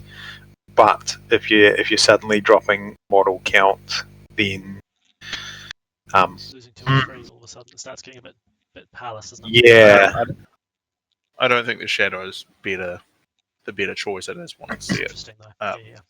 Yeah. Yep. This is very standard cookie cutter NZMEL from what we've come to love, right? Like, yeah, it's just it's a good list. Standard as NZMEL list gets. Yeah, this is what it is. This is one of those lists where it's going to do as well as the person can pilot it. Like, it's worth. Which is funny knowing who's piloting it, but I was going to say mine was going to be that the Witch King has got the 13 will, which is a sign that a very good player wrote the list. My concern is that the player who played the list is more of a 17 Witch King kind of player. It's got, the better you are, the less will you have. I just feel like the person who wrote it is definitely a 13 Witch King kind of guy. The person who's playing it needs 17, 18 plus, I think, to run this list, but we'll see. I think, like I said, I think actually one of the hardest, but obviously Gulliver's a very hard model to use, and with the FAQ to flying and stuff, he's tricky. But I think using the Orc Captain well in this list is maybe one of the hardest aspects. It seems so obvious that it's just an Orc Captain, you throw him around and wreck him stuff, but he serves so many purposes from being able to provide that march, but also just being the might in the right place when you need it. And then there's also games where you need him on a side objective because he's an individual unit that has some might. Like, he's such a tricky model to get right. And I always find that when I play Angmar, it's typically how well I use the Orc Captain comes down to how well I do. It's a very interesting list from that point of view. Which feels really weird. Because the fact that you only have the might on your enormous Switch King Gulliver type heroes that you really can't afford to just waste on dumb stuff, or you've got heroes that are either slow with might or fast without might, and there's really the Orc is the captain is the only person in this army who is fast and has might, but where you feel like you're okay to spend it on stuff, and it's absolutely true. So it becomes the big decision. The boring piece of the list, but it's actually one of the hardest pieces. Boring piece, but yeah, you're right. In Angmar, it's got a unique kind of niche there that nothing else can fill. No shade, interesting. I think it's the right call. I think this is perfect in my list, but I mean, a lot of people are saying the shade is pretty good. Obviously, anti-shooting is really helpful. It's probably particularly helpful when you've got a Gulliver is very prone to shooting as well. Where would you put it though? You know, like you say, there's no fan. There's not. You know, you can lose a lot of Orcs to get that shade in there somewhere. I do think there's a will you can get another Spectre in there, right? If we can get another Spectre in there, you can. I mean, you go to what? Lose the wolves just chew out points.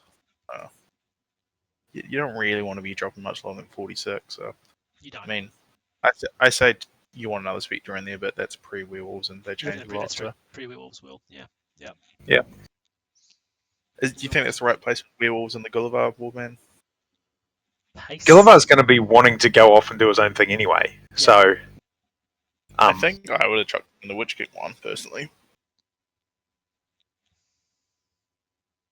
You reckon?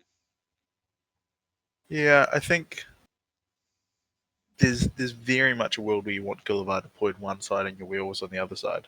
Like, it's not always like they're going to be playing bodyguard for him. He's going to be jumping up, flying onto things, and I don't know. Yeah, I see a point. I think he's also just a nice drop just to put down sometimes, or he's often going to be deployed behind the lines, and werewolves you're going to want up front. I don't know. Feel like, to my mind, werewolves are early enough in the piece that I put them anywhere you want. Just it feels like it's still in the experimental stage. See what happens with them. Maybe it's nice as a maelstrom, like bodyguard to Gulliver thing to it, but I just think Gulliver is quite nice in things like Divide and Conquer and Maelstrom and stuff. He can just be deployed and quickly catch up to things, and werewolves can in a sense, but they can also be blocked, like they don't have flying. Right, we've rung that one dead if we're talking about which way the werewolves go into. It's been absolutely squeezed dry, that one there, along with our viewer count, which is now down to -3, I think. It's just us. Next list is Assault on Lothlorien. Damien, take it away. Certainly. You just don't want to pronounce those orc names because I know that. Correct. Yeah. So we're going to start with Musgur, and he has 4 orcs with shield, 4 with spear, 1 orc with a shield and banner, and 6 trackers. There is an orc captain with a shield and warg, 3 warg riders with shield and T-spears, and 3 trackers. We have Druzag, who has 6 prowlers, 4 goblins with bows and a spear, 3 giant spiders, and 1 bat swarm. There's another bat swarm, everyone. Goblin shaman with 6 prowlers, 4 goblins with bow and spear, and a bat swarm. And we have Ashrak just hanging out with a giant spider. So we have 54 models, 8 might, 8 bows, and 15 shots. That's all those throwing weapons there from those prowlers. 4 cav and 6 beasts. Assault on Lothlorien is another legendary legion that is most likely not going to survive through into the new edition. So I know, we're praying. This is so many. There's going to be so many devastated people by that, isn't there? Actually, probably will be. There probably will be, but on the flip side, you've got the makings of a Mordor army and the makings of a warrior army going forward, so you've got options. I personally... is Musgur? Or Druzag is he? Yeah. Oh, okay. Yeah. I personally will be out celebrating when this list goes. It's too powerful. It is pretty tough. I mean, in saying that, like, it is an incredibly strong list, but I think 800, you're definitely teetering on the upper capacity where it can play. But it's definitely stronger at 650 to 7.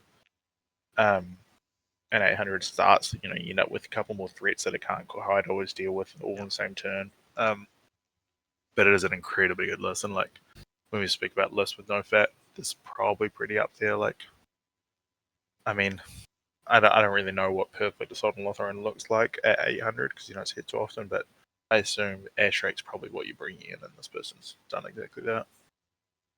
How many 2-bat swarms feels good? 2-bat swarms are good. Probably the thing you want to add the addition of. I was maybe going to drop a spider, maybe would be the only thing that I might. 3 feels like enough to me. Yeah.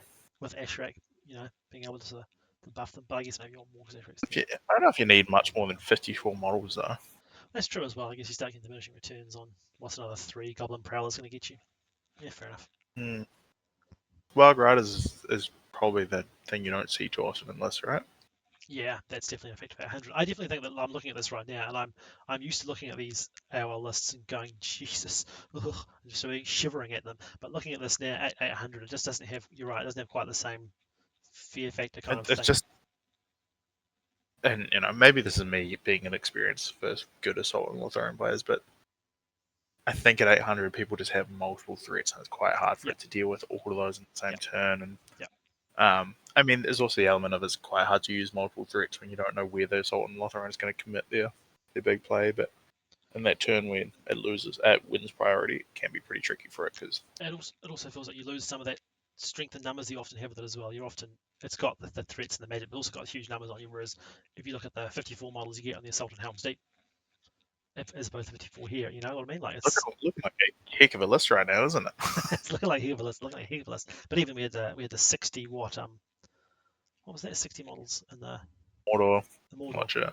I mean, that's just going to get shot off the table in a heartbeat, though. It is, but like it's the numbers just don't feel quite as horrifying as they once did. Yeah. Again, it's another situation where it might go sell it pretty quickly, but that line's going to cut through this pretty quickly as well. I just want to see it go into the Watcher Cave Drake. That's the matchup I want to see. Let them both burn. Good luck to them both, I say. What do you reckon, Damien? How do you think? I just step away, so I don't know what you've already covered. But it's got goblins and it fights at night. Cool. Incisive commentary. Isn't that what you called me on for? We really make you think these list reviews. We really get people's brains ticking along. Like, did you know that orcs with spears can support? Oh, yeah. Can they? Yeah. That's crazy. Like it looks like a fairly standard Assault on Lothlorien. It'll do the mahi. It's pretty good. Maybe needs another. Oh no, we got 3 spiders in there. No, you're good. You're good. Thumbs up. 4 spiders. George, would you have a last profound thing to say? You were thinking of something profound. I did, but it's already gone. I was going to say is Assault on Lotharien's worst matchup Assault on Helm's Deep? It feels pretty horrific for it. Or just in general. So right off. Oh yeah, in general. It doesn't feel healthy. I don't know. Let's come back to that if we can get to the end of all these lists before midnight. We'll return to this question. Here is a straight Iron Hills army, taking it pure, taking it unadulterated, Iron Hills. Dane Labor, leading 10 spearmen, 6 with crossbows I should say, and 1 Iron Hills, the spear and a banner. Murn and Dra spicing things up with 6 spears and 4 crossbows, and then a captain on a goat with 3 goat riders. For 34 models, 11 might, 10 crossbows, plus. I think if we're in the business of speeding this up, this person could just go refer to everything we said for the previous 34 models, which is pretty damn similar to this. Where's the tree beard? Sort of almost in the Where is the Trevian? You've got Ra. First time we're doing list reviews, and there were like 6 Return of the King Legions at one tournament, and we're like, this is just horror. Thankfully, this isn't quite on that level. That's true. But okay, let's just spend 10 minutes talking about Mirren and Dra, because is Mirren and Dra better than piece Trevian? I think you do that swap basically, couldn't you? That's the real question here. Mirren and Dra or Trevian? I couldn't even tell you what they do, to be honest. One of them's got expert shot, so 2 shots. So that's an extra shot. That's a bow or the bottom there. Bow. Just a dwarf bow. Just a regular dwarf bow. Mirren does stuff. I got no idea. I got no idea what this one does. Here first. Actually, they're pretty basic. They're not shit hot. They're like 2 attack, 2 wound, 3 might heroes. There's 2 of them. It gets you more might in the list. It's something different. I think it's probably the main selling point for them rather than anything particularly spicy because it's not really a list you think, gee, I need some more might in this list. In my Iron Hills list with all the Masters of Battle. Let's move on quick. Damien gets the book out and tells us we have to talk. Tells us how wrong we are. Yeah. Move on before I make you do work.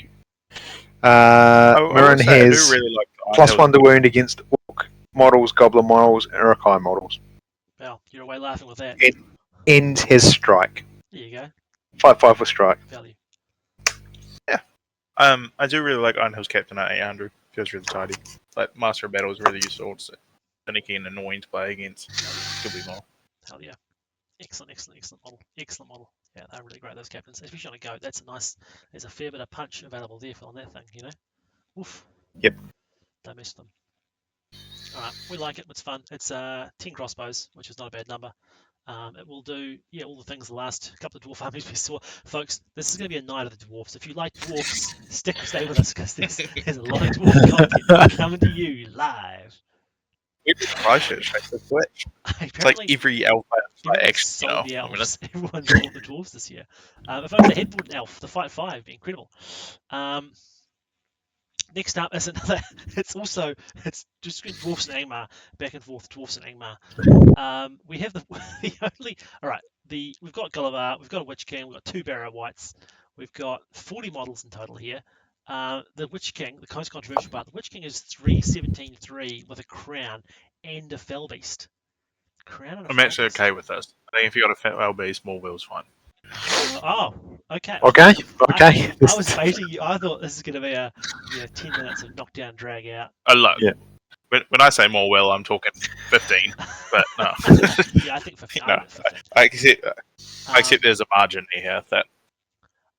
Can I say that I really enjoy the Gulliver plus the Fell Beast? I think that's great fun there. That's great fun. 2 flying models. I mean, again with the whole flying shooting thing, it makes you nervous. We keep saying Assault on Helm's Deep, but they are incredibly fun to run with, and against people who can't just shoot them out of the sky, they're going to be an unholy pair of terrors. What a way to support them, just with 2 Barrow Whites as well. Yeah. Yep. And 2 Spectres. If your opponent has any heroes they care about, just big F you to them. Yeah. You better watch out. Yeah, but also you don't worry about it for 3 turns until they run out of might, and then you can just do what you want. So, those 3 turns are going to suck though.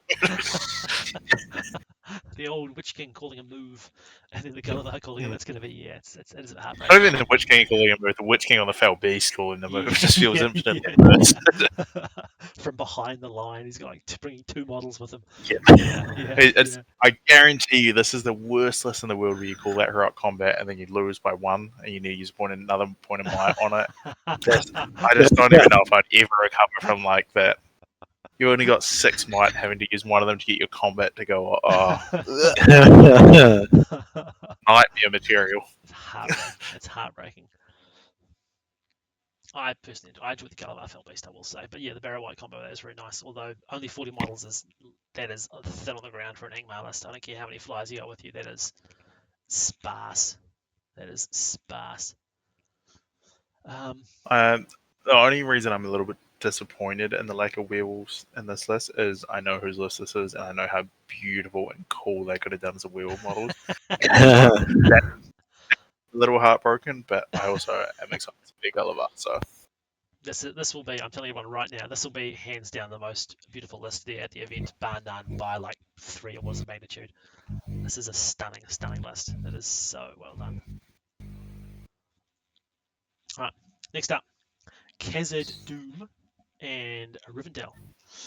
We have, yeah, I know. Dwarf. Like they half committed to the Christchurch elf switch, but just didn't quite have the models for it. I like the fact that they stuck with, they did the elf switch, but also the elves as well. It's nice. Durin, a 9.5 guard, a King's Champion leading 6 dwarfs with shield. And then on the other side, we've got Gilgalad, which is so good to see, with a shield and horse, RIP, leading 9 King's Guard, shield and spear, and 1 King's Guard, shield and banner. Only 30 models, light, but you've got Durin, King's Champion, and Gilgalad, so you get what you pay for. 8 might, Blood and Glory, and then the 1 Cav is the last ever outing of Gilgalad on his Shining Steed, which is, as a fellow Gilgalad on horse lover, who spent a lot of money on a model for it, I'm really pissed off about that. Here we are. I was just about to applaud the coolness of being like, fuck yeah, I'm getting fight 6 elves. What's the best way I can support them is with a banner. What's the best way I can support them with 2 banners? This person's just going, what's the best way I can support with 3 banners? It is. I mean, Insane. I was almost sold at the 2. I think the 3rd may be overkill, but who might have judged? You've got Hearthguard and Kingsguard if there's units you want banners for. There is. I mean, the King's Champion is great. You'd bring him regardless, but yeah, I agree that the Kingsguard banner is egregious. It's an egregious use of points. There could be 2 more fight 6, elves with spears.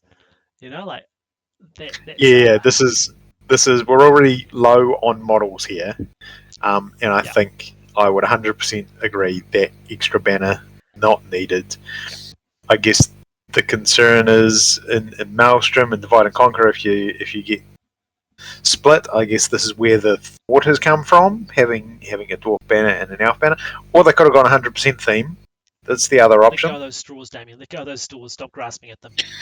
Look, the theme is the I'm here to be the middle of the road, not super competitive view. There's no gameplay justification for it. I would accept the theme justification without question, because that's an excuse for anything. But don't try and give me a gameplay justification. There is none. There is no what if Maelstrom. There is nothing. There's no gameplay. No. Bear in mind.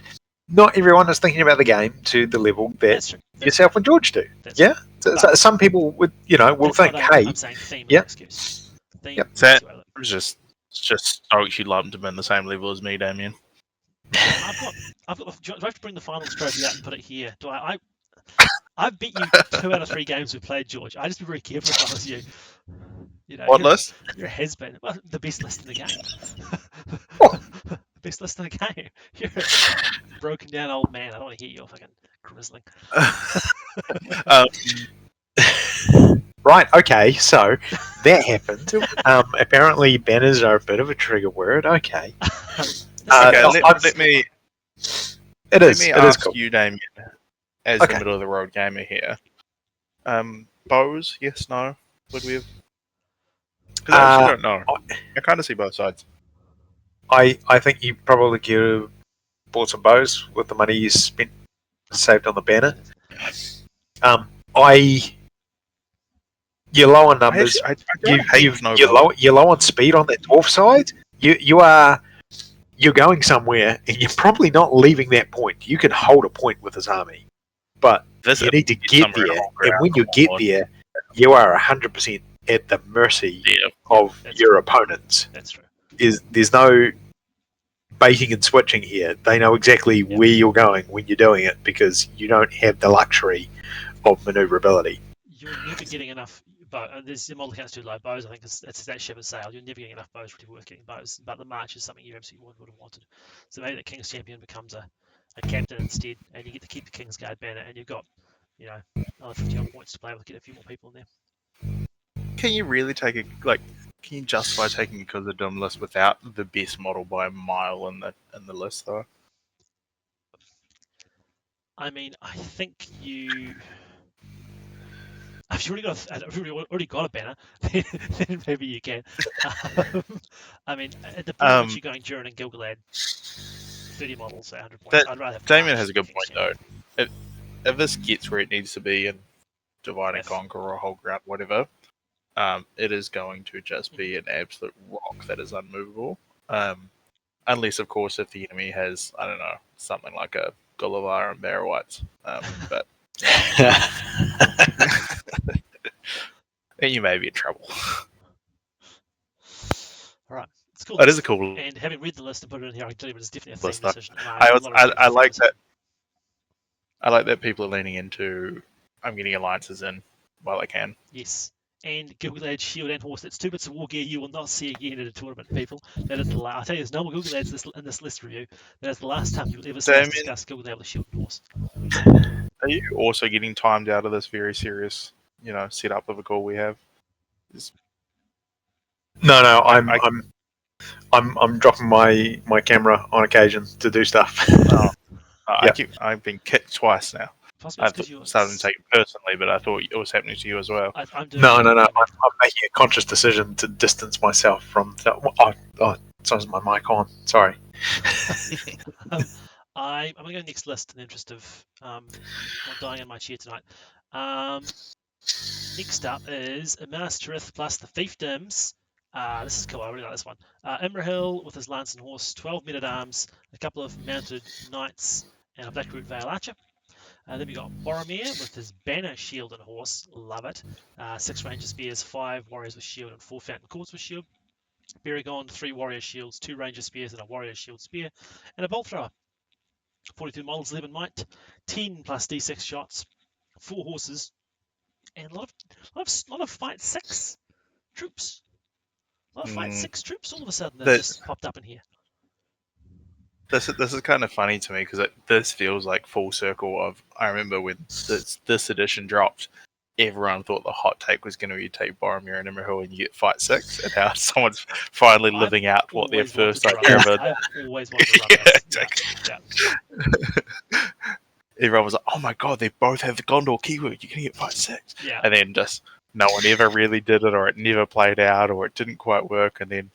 5 years down the line, someone's been like, "Oh my god, you can!" Well, it's probably objectively not good. I think we can all agree with that. Trying to but I think to be fair, if you're going to do it, you've done it this way with Imrahil, 2 knights, and Boromir. I think so. It's like not good. Not good's an exaggeration. It's definitely not. It's just good. It's not bad, but it's you're overlapping auras, right? So you're concentrating everything in one spot. 3-inch aura on a Cav hero, that's the problem with Imrahil's little tiny little mini bubble. Yeah. I think the issue is there's so many lists out there that obviously this gets to fight 6, but there's so many lists out there that just get somewhat such cheap fight 5 that this feels like you're going to such great efforts to get fight 6 that you've invested so much points you still just lose the battle anyway. If you still get a shite load of fight 5 everywhere though. The fight 5 is really easy to get with the Boromir plus the men at arms plus Imrahil. Like fight 5 you can get anywhere you want. It's the fight 6. But it just feels like you're really working to get this, whereas someone shows up with Dragon or something. It's not efficient. It's not the best. But also the prevalence of the prevalence of Gladrim Court Guard and things like that to get fight 6 in places is so good as well. But no, it's definitely everyone knows how this list works, right? Like it's really good when it's in one place, and if it can bubble, it's going to do well. Bolt throw is going to help you be able to bubble because it's going to bring people in. Baragon's noteworthy. I think it's kind of cool. It's a cool drop. Should be on horse, but it's still a cool drop.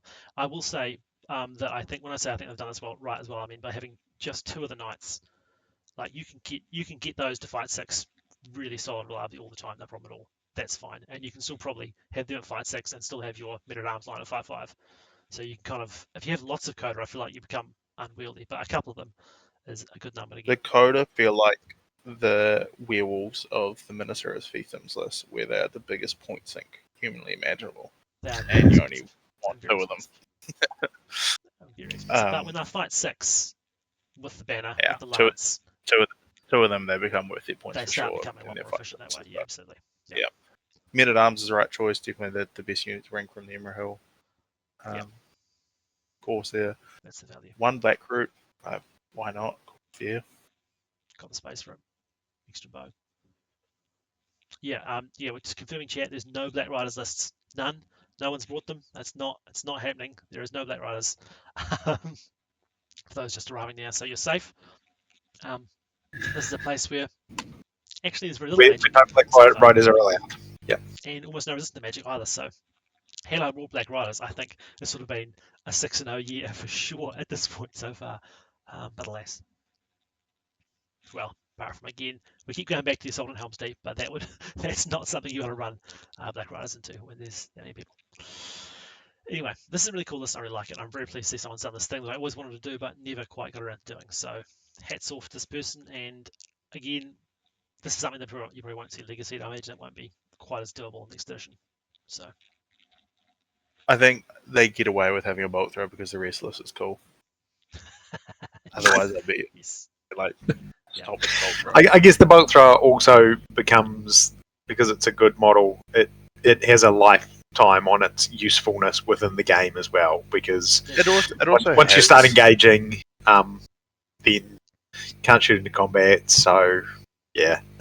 And a single bolt thrower in a list where there's actually use for a bolt thrower isn't egregious, right? Like it serves a purpose in this list, and it's when you pile I don't actually have that many interests, but yeah, exactly. Them or something. And I will say that actually this person has, if they're expecting the Boromir Fight 5 Fountain Court Guard frontline bolt thrower list, they've countered it by saying, I have my Boromir Fountain Court D7 Fight 6 bolt thrower list. You fool with your Fight 5. So hats off to this person for seeing that meta coming incorrectly, but being ready to beat it nonetheless, just in case. Good thing they'll also beat out all the Fight 5 health lists as well, right? It's exactly that Fight 6 that they've gone to such incredible lengths to get is really going to pay off. People, that's like the Razgush people. This is someone who's not in Christchurch. All the people in Christchurch know elves. That was so 2023.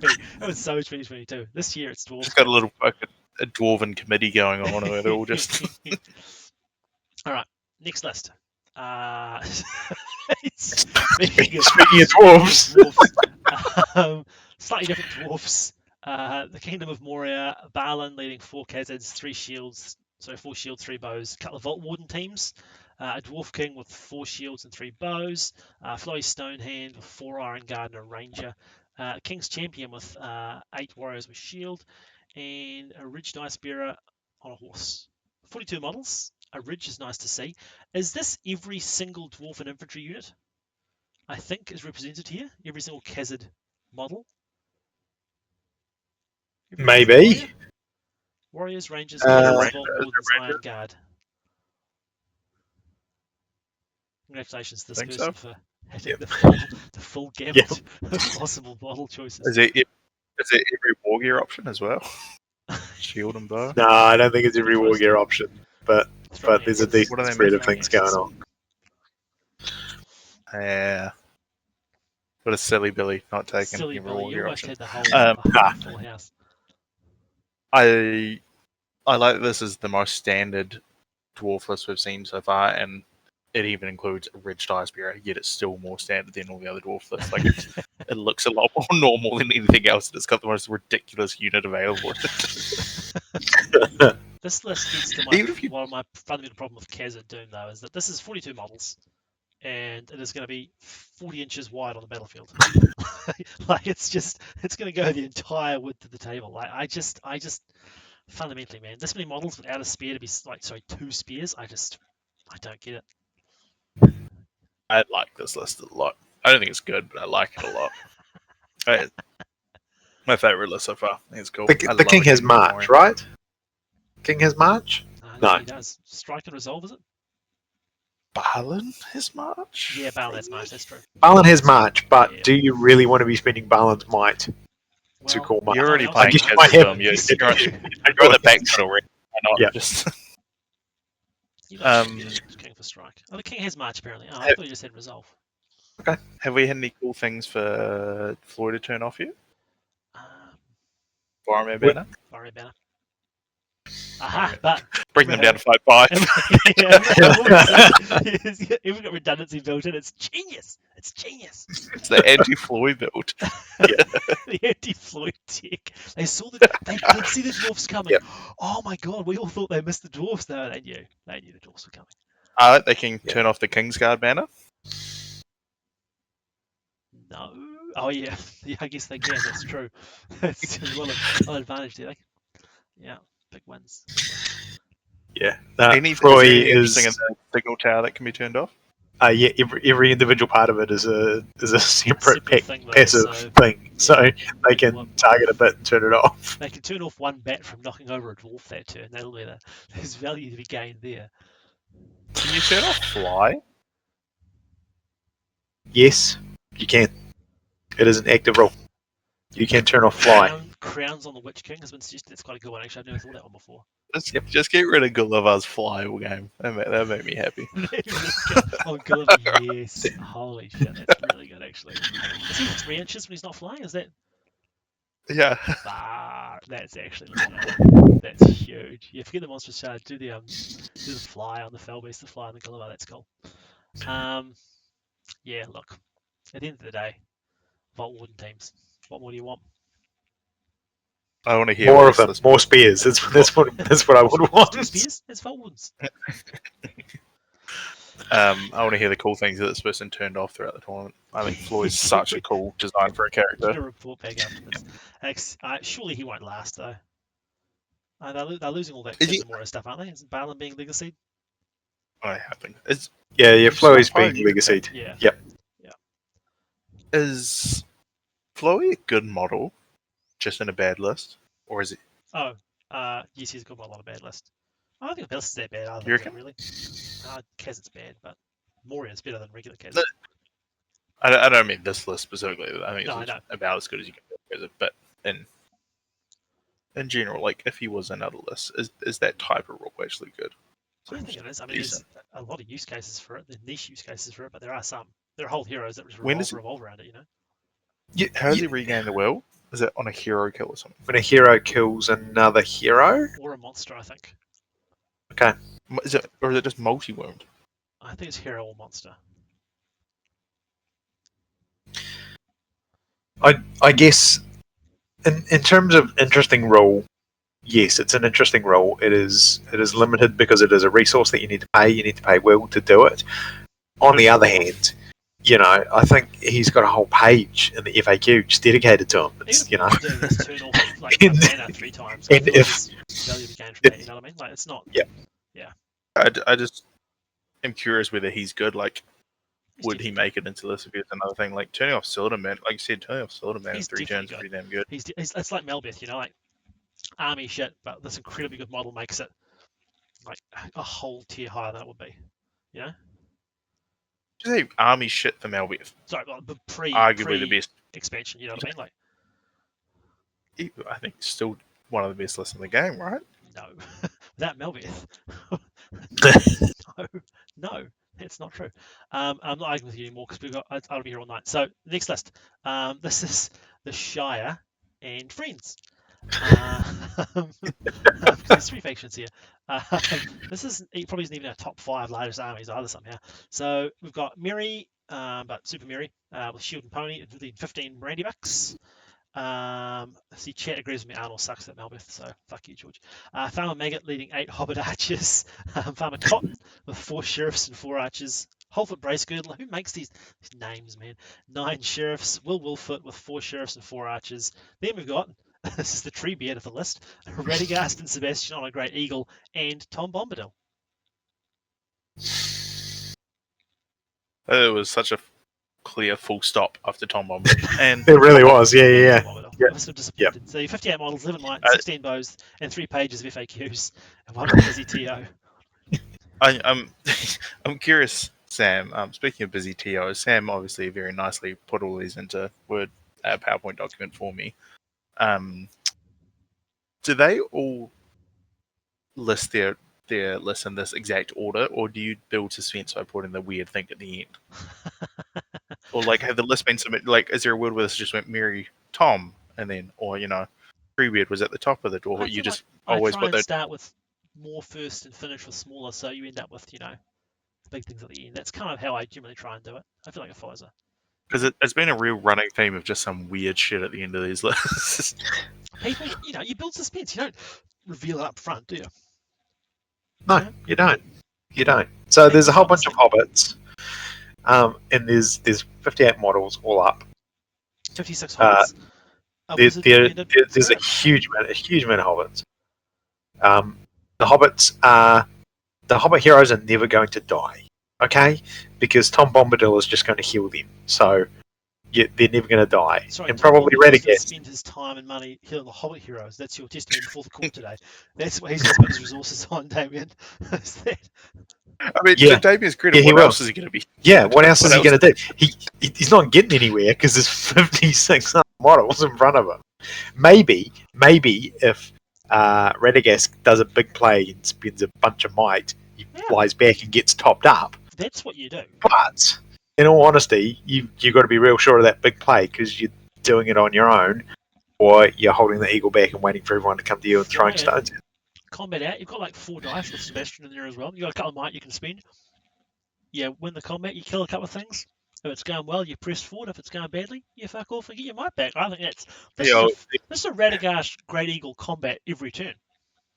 For free. The old hit and run Radagast Hobbit list. Well, what else is it doing, George? I know you're suspicious, but tell me what else is happening. That's the only thing that's happening. Radagast has to do heroic combats every turn, but otherwise, there's not a lot going on. What else is happening is Tom Bombadil is making it impossible for anyone to charge Radagast because of the whole 1-inch thing. If Radagast is losing his combat, Tom goes in there, bam, pulls him out. Bam, no. Tom's not going in there. He can't get past the hobbits. They can move for him. You control the player who controls Tom Bombadil controls the hobbits move. You realise that, don't you? Like he actually, the way the game is, you measure out and you move your warriors in the order you choose, and so yeah, that's true. However, you're not going to want Tom in front because Tom, even though you control where he's going, he's going to block all your stone throws. That's actually where I didn't realize Sam knew you measure things out. I thought he just moved things at rapid pace. A couple, and then I push the rest. Yeah, Sam, I didn't realize that your opponent got to move their models. Is that something that you let your opponents do? But Tom. Okay, all right. So apparently, Tom Bombadil is really difficult to get places. This model who can't be touched and can move where he wants. It's apparently difficult to. Okay, all right. Move through models. All right, fine. I just think you have to have Tom with Radagast at all times because otherwise you're doing a grand total of. Radagast does more in one turn with a heroic combat than your 58 stones do. I do want to make it. Disagree. Against all these dwarfs, dwarf meta, stones are winning on 6s by 5s, Damien. It's not. You know what? I do not want to get Radagast isolated where near a bunch of dwarves, even with Tom Bombadil around them. No one else is doing it. And the beauty of it is that the dwarfs don't have spears, but neither do you. You're going to get cleaned up by all these dwarves. With this Khazad list, they look at this and they go, yes, please, I will have more, thank you. I'm faster than them. I fight better than them. I am invulnerable to their damage. I think you both are too invested in this point. As someone coming from the outside, I think you're too invested in this point. All right, okay. What if 15 battling Brandy Bucks do? They're like fight 3, aren't they? As opposed to fight 2, is that right? Oh, that's excellent. I just think. No, I genuinely battling Brandy Bucks meant to be quite good. No, it's meant they fight 3 rather than fight 2. Is that actually the difference? Thing. Yeah. I mean, I want to fact check on this. That's a thing. No, that's the thing. My crazy question is the strength that goes up. Maybe strength that goes up. Maybe strength 3. Okay, they're telling me. I thought it was strength. Oh, okay, whatever. I mean, strength 3. There we go. Strength 3 instead of strength 3. Okay, whatever. I feel like a 2 becomes a 3. If you're paying points to make a 2 become a 3. This is an old edition. Look at you nerds remembering the rules for an old edition. Like, this is already obsolete. All this stuff. Like, just forget it. I've really deleted my knowledge of it. I want to make it very clear now that the tier ruling is there is no Tom Bombadil shenanigans going on with stupid, like, base size is slightly less than 1 inch or whatever the whole argument for that thing is. There is no blocking control zones with Tom Bombadil. That's good. It's a great ruling. Can I say my final thought on this is that I feel like this reminds me of the Treebeard list because I feel like you've got the advantage of hobbits is you get a whole pile of them. You've got 58 here, which I mean, objectively is a lot, but if you look at the list we've seen so far, 58 hobbits compared to what we've seen so far, is You know? Yep, I would agree. Normally, you'd be looking at more numbers, but 80 you've or got something. you've got a Outrageous. Radagast, not an Eagle. Yep. I Radagast I and reckon Tom. it's the Salt and Helm Steps, like ready to win this whole tournament. It's looking like it's over. Yes. But even like a lot of the, like even the Assault on Lothlorien type things, or like 58 hobbits, especially because your big killing piece you spent half your points on are Radagast and Tom Bombadil, and there's just not enough juice there to do the work of 30 more hobbits in my mind. You know what I mean? I think they're juicy enough, if you ask me. If you Tom Bombadil and Radagast. By definition, Tom Bombadil doesn't kill anything. So there's so by definition, he does not do anything to help this problem. And then you've got your fight 5 2 dice Radagast, and Sebastian's good. Tom Bombadil will help me out if he's in a pickle, but This seems like you've swung the pendulum completely the other way, No. because before you had, untouchable Radagast who's going to win the day and do everything, and now you've actually no, it's the realised same thing. it can't. He It has can't. to do everything. But it's the same thing. He has to do everything, but he can't. He can't do it. He has to. He both has to try, and also will inevitably fail. It's the human condition in a list. Really, we have to try, but inevitably, death is the only thing that's coming for all of us, and that's this list in my mind. Well, it just got I think fucking deep, didn't it? Yeah, I think you're doing it too much harm. I think it's got a tier bubble from Radagast, right? Which is 100% channeling because he's got Tom, which is going to make it vaguely hard to charge. All right. Okay. No, I'm sorry, George. You can't even. No, if you can't say it with a straight face, I'm not interested in hearing it. All right. Let's go to the next list because it's already late. Right. Okay. This is the one. When I see at the top of this, people who were talking to me about complicated warbands taking it too far. This is the person I was thinking of. This person has taken it too far with this first warband. It's Thranduil with all his kit, armor, sword, circlet, bow, leading. Okay, 6 elves with shield, 3 elves with bow and glaive, 2 elves with bow, 2 Pelasgal with spear, 1 Pelasgal with shield and spear, 1 Pelasgal with shield and spear and banner, 2 Kev with shield, and a sentinel. Lots going on there. Legolas the horse leading 4 elves with shield, 3 elves with bow and glaive, 2 Pelasgal with a spear, 1 Kev with a shield and 1 sentinel, and a Lake Town militia captain with a shield, leading 4 militia with shield, 4 militia with spear, 2 militia with bow, and 2 militia with bow and spear. It's a lot of different profiles in that list, people. 44 models. This is just a really good list. Like Yes. everyone else is messing around with, changes for the last edition. The new edition coming. They want to get their spicy pieces in. This person's just gone. Screw it. I'm taking a good list. This is a really good list. That's a good point about the Thranduil not being mounted, though. Let me double check that's correct. I think that's correct. I think it's becoming a bit more common. Thranduil being on foot. I mean, Yeah, he's getting his extra attacks and stuff. So yeah, so without a horse, what do you got? An extra elf, extra body, which isn't a huge amount, but I mean, yeah, also Sonnet. Without a bunch of other cav to hang out with, I can see it on foot. Makes sense. You've got Legolas on horse to go and be a pain. The reason I like the horse is for the bigger base for the army bonus.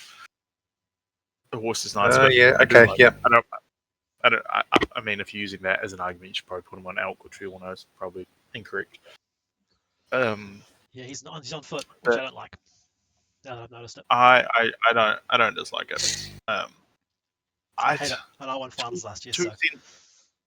Two Sentinels, I think, is probably my only thing where I can nitty-picky pick this list. I think 2 is too many. I think 2 is too many. I don't know about that. I mean, don't we normally say you want a couple? For sprinkling in? 18 shots, though, is insane.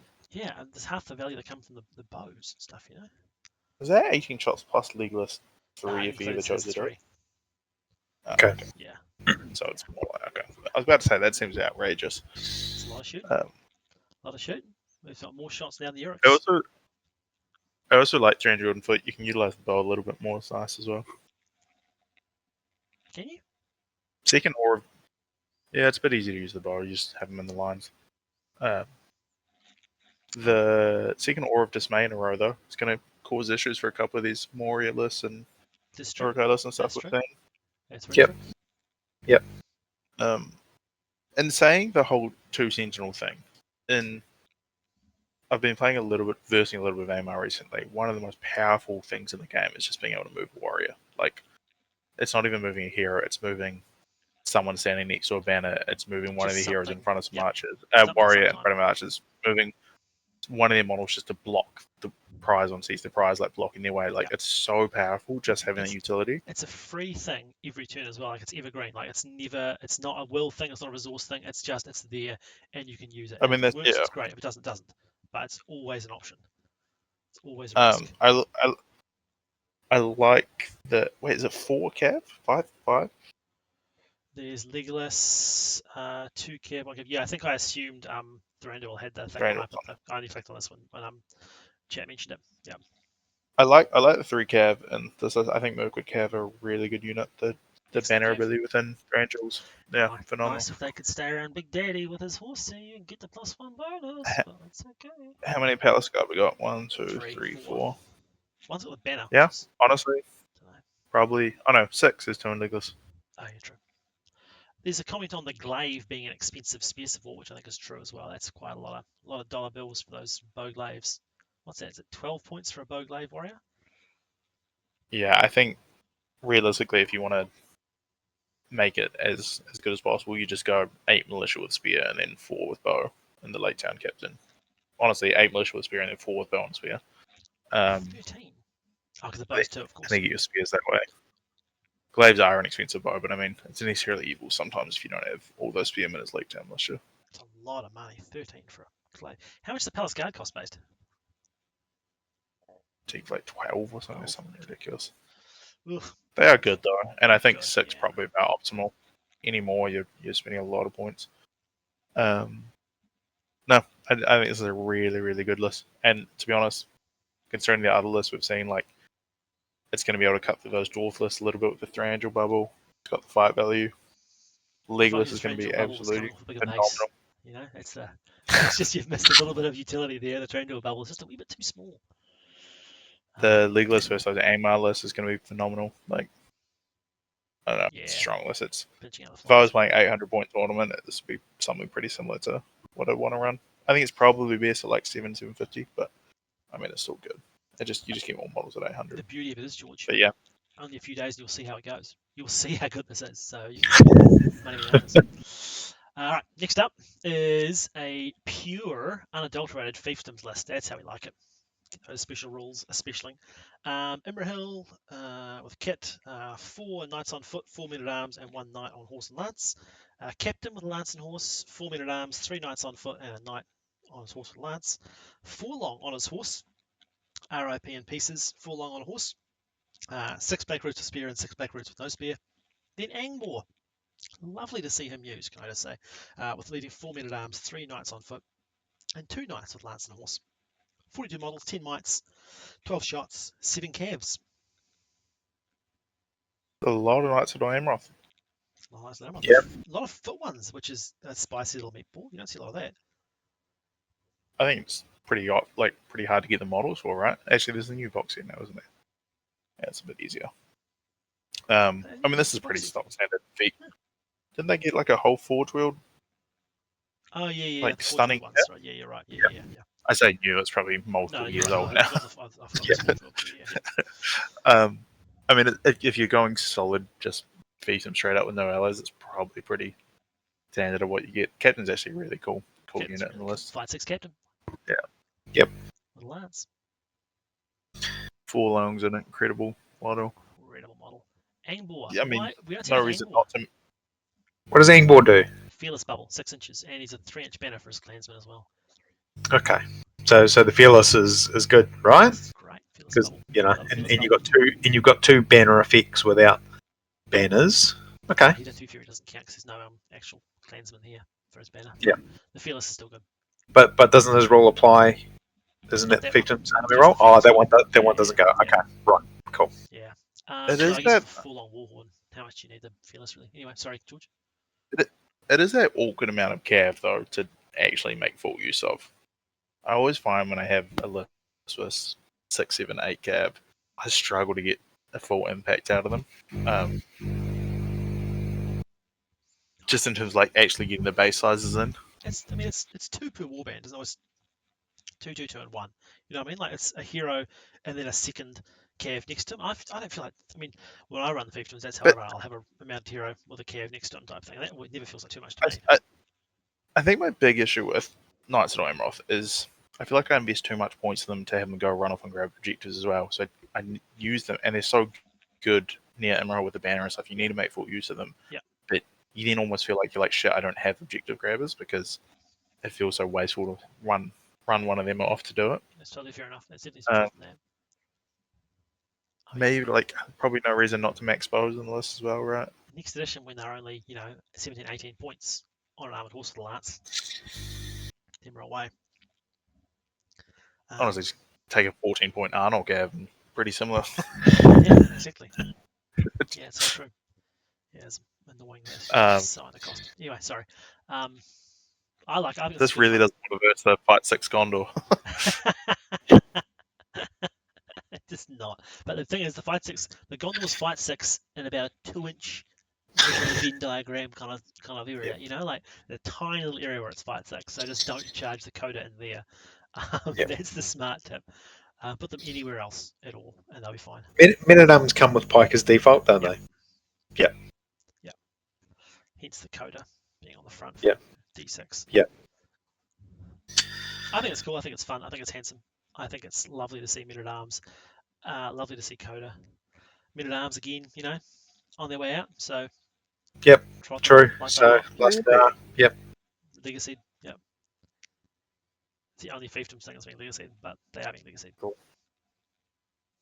What a weird choice from that list to be legacy. It is a strange thing to be a legacy, yeah, but I don't know.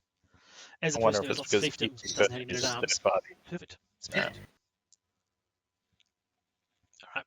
Next up, we have the Diffendoofers of Helm's Deep. Theoden, 6 Royal Guard throwing spear, 6 warriors with shield and throwing spear and a banner. Warrior with a banner, sorry. Strider with his armor, 6 warriors with shield and throwing spear, 4 Royal Guard with throwing spears and 4 Galathrin bows. Legolas with armor, cloak, and 10 Galathrin bows. And then Haleth and Eldor.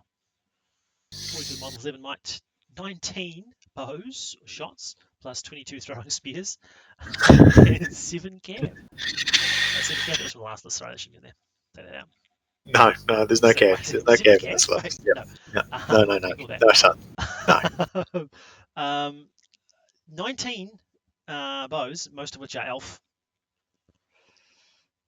Defenders to me always feels like one of those lists that feels really basic and obvious on how to play it, but it's actually, if someone's good using it, it's so much better. Like it's so tricky to use in certain ways, just utilizing those foot heroes, but also learning how to build it. Like, we're how many years in, I still don't know how you build this damn list. It always feels clunky. Every time we talk about this list, I'm always like, oh yeah, but you're missing this hero. But that's the whole why this list is so hard to build. You always feel like you're missing that important hero. Like, how can you leave home without gambling, but also you've got Strider? Like, yeah, I mean, exactly right. No. It is a very, very cool list though, and like, I suspect it may in some form still be around in the next edition. But maybe not necessarily in the same space it is in now. But it seems ripe for the kind of army you'd have in. I mean, it seems exactly like the kind of army you'd have if they're trying to switch to the LL style of thing. That seems perfect, doesn't it? Really? Yeah. Are the Royal Guard necessary? Is probably the only thing I'd consider. I like the D6 is obviously nice, but they're very expensive foot troops. Do Royal Guard have bodyguard? Yeah. Because that's utility here. You got elf and courage, so yeah, exactly. You do have elves, but those elves don't have spears. Those elves are clearly designed to stand back and shoot. That's true. They should have spears. Yeah, because they don't have shields. They don't have spears. They are designed to stand back and shoot. They are not the ones. What better way to deal with terror than just stand 8 inches away and deal with it that way? Like, if you've got terror, I'm just not going to charge you. I'm going to throw a whole bunch of spears at you until you charge me. That's my answer to it. It's genius. It's genius, actually. That's true. That's true. Holy shit. But sometimes you might just want to tag that Gulliver and just hold him up for a turn. Yeah, you got elves with spears to do it. Charge David. I don't know. Maybe you got a gambling with defense. No, I think Is this the first list we've seen that outshoots our hideous, terrifying Urukai? does it. 30-inch range, strength 3 to hit. You know, it doesn't because the guy decided to put shields on his Urukai like a genius. The one time, the one time I got smoked with my Urukai was against this list as well. I had that draw at your tournament, and I was just That's I think exactly the counter. no spears on elves is noteworthy. Like that's just a you mistake. kind of want that 5/5, but I don't know if it is if you necessarily have 5/5 royal guard. I think the spears come infinitely better if you've got the fight 3 row hunt on the front. If you got royal, are there only fight 4? Yeah, only fight 4. I'm so used to playing. I'm so used to playing. Yeah, the other one. Yeah. Yeah, I don't know. I think you can find points to put spears on the Galadrim, right? Yeah. I mean, you drop one of the royal guard you're talking about, that puts a spear on basically every Galadrim right there. Or you go for having the elven front row, but then why do you need royal guard behind them? Yeah. If you're going to put the elves at the front, just have cheap row. But you're not going to put them at the front, though, are you? You know? I mean, you could do if you want to save points. I guess this is the adventure of the crossbow Urukai at the front. Yeah, sure, put your elves at the front as well. If you're if you're expecting a meta of Dragon Emperors and Fight 5 Condor and stuff, having an Elven Blade front row is actually pretty relevant. That's true, actually. The Elven Blade's value. Yep. Yeah, true. I still rather see the spears on there. I think that's a much, have the option of having them in the back row the 90% of the time you want them in the back row and still be contributing rather than, be locked into the 10% of the time you want them in the front. Yeah. Right. I mean, the short answer is just put bows on them, but still very cool list. Good. Excellent. Yep. Good. 2. Lorien plus Erebor Reclaimed. So here we have Mighty Galadriel leading 7 Galadrim Shield Spear, 4 Galadrim Pikes, 4 Galadrim Bow Spears, 1 Galadrim Shield Spear Banner, a Sentinel, and a Knight with a shield and a bow. Also coming along, Thorin with Orcrist and Wargoat, leading 14 regular Iron Hills Warriors, and Bifur leading 5 Iron Hills with crossbows. 40 models, 8-ish might, 11 bows, and 2 horsies. Well, a goatee and a horsey. I should probably make a bit of an apology for this list. This is something I built with Justin. I was like, Justin, you should go win finals. He's like, sweet, I did that. I'm like, let's build a list. This is kind of what we came out with. I think it's really gross and really good. It's really gross and really good. And yeah, it's just really good. Like the combos it has, the control it has, the ability for a Sentinel Galadriel just to compel someone out turn 1 and Thorin charge it and get the Biffa kill, or combat back for free. Then your Biffa's up and running off the rip. Like, it's so good. The 4 Galadrim Pikes is the exact amount you need just to be a nuisance to enemy heroes.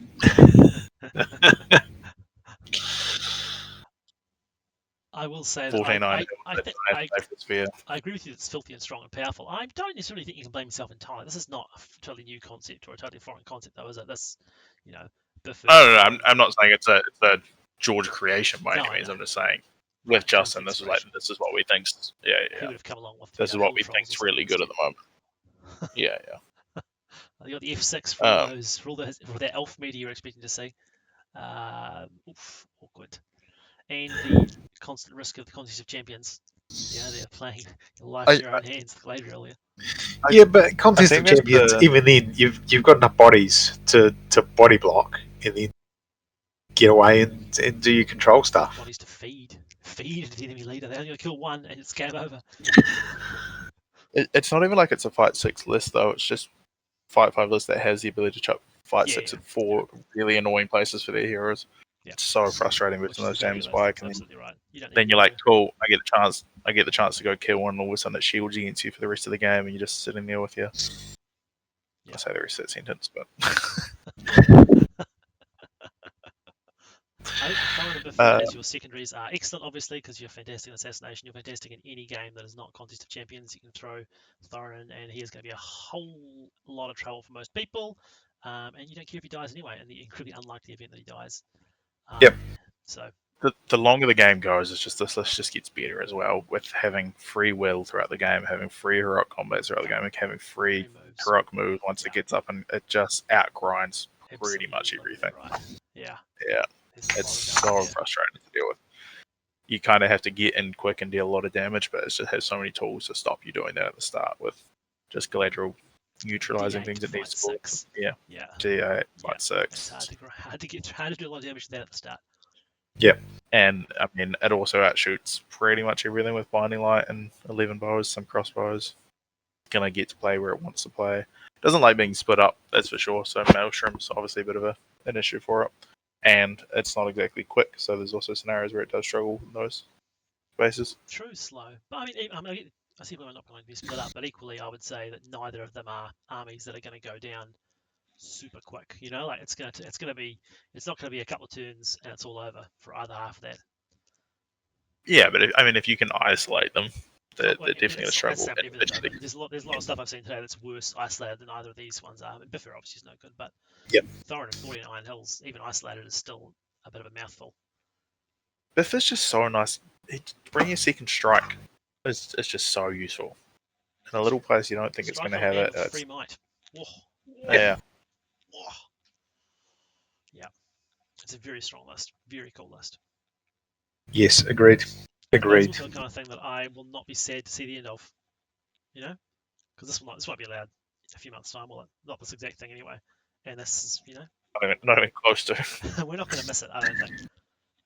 So, see you later, free. The one thing we discussed a little bit at length is Orcris. I used to be the biggest advocate for leave Orcris at home. It's a waste of points. I don't think I've ever 180'd so hard on like something I was so adamant about throughout the course of this game. Maybe like a year ago I played the list, didn't take Orcris. I'm like, oh screw it, I'll try it out next time. Every single game it just has a use. The second you don't take it, you're like, oh, I really wish I had Orcris right now. Just having Elven Blade on your hero who's going to be the one getting stuck into doing things is a big enough point alone. You learn the other benefits from it. It's the best 10 points you ever spent. Huge buff. Elven Blade is so strong. Yep. Fight 6, striking. Yeah, true. Yeah, he's hard enough to kill as it is. He's tough enough to deal with as it is. Yeah, I think it's really good. Really good buff. Right. Next up. Oh look, more dwarves. Iron Hills. Dane and a couple of captains. There's like 35 Iron Hills, 3 Goat Riders, 2 banners, which is notable, actually. And 6 crossbows. Christchurch loves a banner. Christchurch loves a banner. 2 banners. That's a lot of banners. Loves a banner. And loves a dwarf as well. Clearly. I've done the stats. This person doesn't love the model, which is both of those, and the King's Champion, though. That's true. That's true. Oh, there's a few King's Champions, to be fair. You could have one here, but you don't need it because you got your 2 beautiful Master of Battle Captains and your Master of Battle Dane, and your 2 regular banners. Who needs a King's Champion? Yeah. I was just thinking about that. It's you with your heroes there have got Master of Battle, so yeah, your might economy is actually much better than what it looks on paper. Yeah. Because they are just poised to react. They Master of Battle 4 up or 5 up? 5 up. 5 up. Is it 4 up for Dane, 5 up for captains? Yeah, if I get get 5 up, definitely Dane must be 4 up. Yeah, Dane's not 5. I think Dane's 4. Yep. It's stacks as well, right? Like if you call something within range of 3 of them, all 3 get to roll it? I think so. That was my thought. You would be able to, yeah. So. Yep. I mean, it's not if you get a situation, apart from in the Iron Hills, but I don't see why not either. How depressing. Like, I'm going to call her up combat really, and then they get 3 combat. Your might is 4 plus 1 dice. That's all it's for in this game. Yeah. Which you will need. And you probably get good value to be fair against Iron Hills anyway, plus 1 on the dice. So use that for, 3 might kill 3 dwarfs instead of call 3 pointless moves. I still just can't get over how Christchurch was just renowned for playing nothing but elves. Like, the previous winner of finals 2 years ago in Christchurch took the elf featured Legendary Legion versus 6 elves, and now all of a sudden it's the biggest pivot. Everyone is just taking dwarfs. People remembered that incident. All right. Everyone at the same time thought, right, we're going to make these North Island fools bringing down Razgurst look silly. Them into a false sense of security. Yeah. All right. Any future dwarf list, you can very, very short look up once over because there's only so much you can talk about dwarfs. Okay, here's something different. Here's something very different. Corsairs and Serpent Horde. So it's Delamere and 6 Arbs, And then 5 Corsairs with shield and spear. Then Delgamar with 5 arbs and 5 shield and spear. And the Bosun with a shield spear, leading 11 Reavers with axe weapon swaps. I believe, is that correct, George?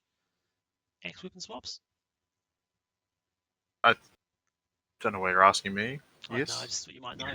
I just said weapon swaps, but I've assumed it means axes because you wouldn't put a flail. Probably. Oh is. no, I've just no, it is. I've just seen who's listed. Yes, that is with accents. Cool, thank you. I can see why you're asking now. Yes, It's actually a very relevant. That's the reason why I asked you. Silliman with armored horse leading 9 Herod spear bows, 5 Herod spears, and 4 servant riders. 54 models, which is frankly an embarrassingly small army at this event, at this finals, folks. What's this person doing? 9 might, 11 crossbows plus 9 regular bows plus last row weapons, and 5 horses. Reavers. And a whole bunch of banner effects. A whole bunch of banner effects. Yeah, true. Actually, that's the side and the bows and the Delga. Yeah, that's true. Actually, I missed the Delgamar. Yeah. Yep. So Delgamar is the leader here, yeah. Yeah. Which means that you can actually play a bit more offensively with Soladin Yep. without the concern of giving away victory points, which is a nice position to be in with Soladin. Like, you still don't want to throw him in willy-nilly without thinking about it, but still you can throw him in and not worry about that turn of fluff where he takes a wound and suddenly is losing the game for you. It just feels so nice as a leader as well. Like Elven Cloak on foot, who you don't need to do damage, is just can't be trapped thing as well. He's just and he's just weird tanky with a little bit more fate than what you expect him to have. Yeah, exactly right. Yeah, he's just such a good leader. Good value there. The right defense. Nice little fella to have around. And then when it comes to contests, like, he's still not awful. He can kill and all that. 3 attacks. He'll kill 2 troops quite happily. Yeah. He'll have Delgamar can whip him as well. Yeah, nice. Dangerous game. But it can be done. Save that for the clutch. Weird situation you find yourself in, but save that for really desperate times. Has to make the use of them. He's got a 3 fate. He'll be fine. I mean, the big talking point here is Reavers. Like, yes, 11 as well. I think traditionally when you see Corsairs, it's not a Reaver-based list, right? Like, it's as many throwing weapons as you can humanly fit in a list, just to mess with people's combats and throw into, annoy the heroic combats and whatnot. But if you are going to do Reavers, Axe Swap's 100% the right call. Like, that's going to hit like an absolute truck. Yep. And, they've got a Saladin behind them. They've got a Bosun. Yeah. They're scary. This is going to melt through some of those. 11's just too many. I would say it's about 11 too many personally, but yeah. I think of like some Reaver shock troops on a Bosun. I'm thinking like 6 tops. Like maximum 6. Maybe are you scared of 6 or are you scared of 11 though? Yeah. 11's too many. This is your whole Watcher of Ghana situation. So. 11, 6 I'm nervous about. 6 can hit hard. 11, it's almost like I'm laughing at you. It's like you've tried too hard. You've gone too far. Like 11's too many. I think the issue is if you take 6 and the Bosun just feels like you're paying unnecessary points to knock you the most out of it. He's kind of a shit model. If anything, 11's too. I feel like then you've got to have them all sort of clustered together in a little sort of bubble around the Bosun, sort of hobbling side to side together. I'd much rather see the 6. It feels a little more like, I mean, half the time you want them to fail their bloody courage thing anyway, right? Yeah, but you can choose to. Yeah, you can actually make the choice to fail it. Yeah. I don't know. 4 Servant Riders is 5 or 6. As I think about right, I think in this high count model list, you may as well, if you take Saladin, get in Servant Riders, they're phenomenal. Yeah. 4's a lot as well. I feel like if it was me, I'd go 3 Servant Riders and I'd go like 5 Reavers tops, and then I'd fill out a lot more Corsairs. I think if it was me, you'd just go 4 Servant Riders, no Reavers, and as many throwing weapons as you can humanly get. That's true. I can't. But if you want to do Reavers, that's if you want to do Reavers, yeah. But in saying that, I played against this person who's playing a very similar army, and he did an incredibly good job with the Bosun, far better than I would have thought. It was far more workable than I thought, to be fair. So, I mean, I don't know why I'm talking talking shit. I played this person like a week ago, and the Reavers absolutely smoked me. The So Reavers were, they were feral against me as well. They were feral. Yeah. what did I have? What was I using? And it just didn't stand a chance. I had like Lake Town, Iron Hills, and like Iron Hill front rank. I'm like, Iron oh, this will be Hills is not tanky, what and you then wanna like see. Yeah. turn one, all the Iron Hills were pretty much gone. Yeah. With an axe that, and a Yeah. +1. Yeah. That's not I- what you want to see. Thankfully, it was Fog of War, and Dalgamar just got Sorcerer's Blast killed on repeat. Classy. But the Iron Hills front rank did not survive the Reavers. Yeah, they are really good. I still feel like Liver's too many, but I don't know this person. This person knows better than me, so whatever. Muzzle off. Alright. Next up we have, here we go. Who needs Hatred Dwarf or Ancient Enemy Dwarf, sorry, whatever it is. That's what you want. The meta reader here. Here we go. Azog, Heavy Armor Wag, 7 Gundabad Shield Spears, 6 with shields, 1 with shield spear banner, a Warbat, an Ogre, and a Scythed Gauntlet Troll, which is very unusual to see. And then another Gundabad Captain with a shield, 6 Gundabad Shield Spears, 4 Gundabad Shields, that second one should be. And then an Ogre. 2 Ogres and a Troll. I don't even know what that we're all troll thinking- does. I'm going to have to look it up. Yeah, we're all thinking, what on earth does this troll do? Because of more who've attacks? memorized all the old edition rules. They'll know. They'll tell us. Uh, The out-of-date rules. I wonder if Gundabad it's troll. more attacks or So something. fight 7, strength 7, D8, 3 attacks, 4 wounds, 4 courage. We're giving him side gauntlets. Four People with side wounds. gauntlets receive a +1 bonus to strikes when rolling to wounds. And his ancient enemies, dwarf, ancient enemies, elf, and terror. So it's strength 7 with 3 attacks and +1 to wound. Which does And hatred against every other list of the tournament, apparently. Yeah. ancient enemy rather than hatred, so not quite as good. But, you know, So perfect that's pick for the meta that we're coming up against. Yeah. Trolls been a thing? What's that? Why do we have 4 wound trolls rocking around? Yeah, I know. Yeah. It's strange, isn't Yeah. it? It's always struck me as odd. It was that felt very So clear. the Like fundamentals of this game is a troll is a 3 wound model. Man, it seemed like a new book, Yeah. new models kind of thing when I first saw it. Yeah. But I mean, don't get me wrong, I'm not saying it's a good profile, but I'm just confused by the 4 wounds. but yes, Yep. there was a lot. It's on a 50mm base, those ones, I believe. They're the larger boys. Yeah.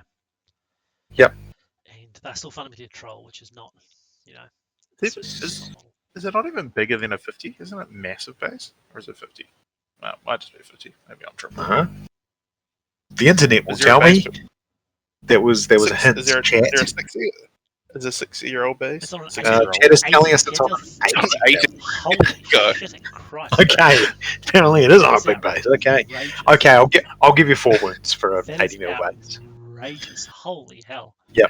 Okay, It's on a dinner plate, that thing. That's nuts. Holy shit. I mean, okay, if there's yeah, we're all a little bit stunned. Yeah. with that. Taking all the extra space off the ogre bases, those ogres that are just basically on 1 foot, ballerina style on an infantry base, it's all been added onto the troll. Holy We're hell. talking about how stupid it is. It's 1 hero and a captain, and yet somehow 8 might.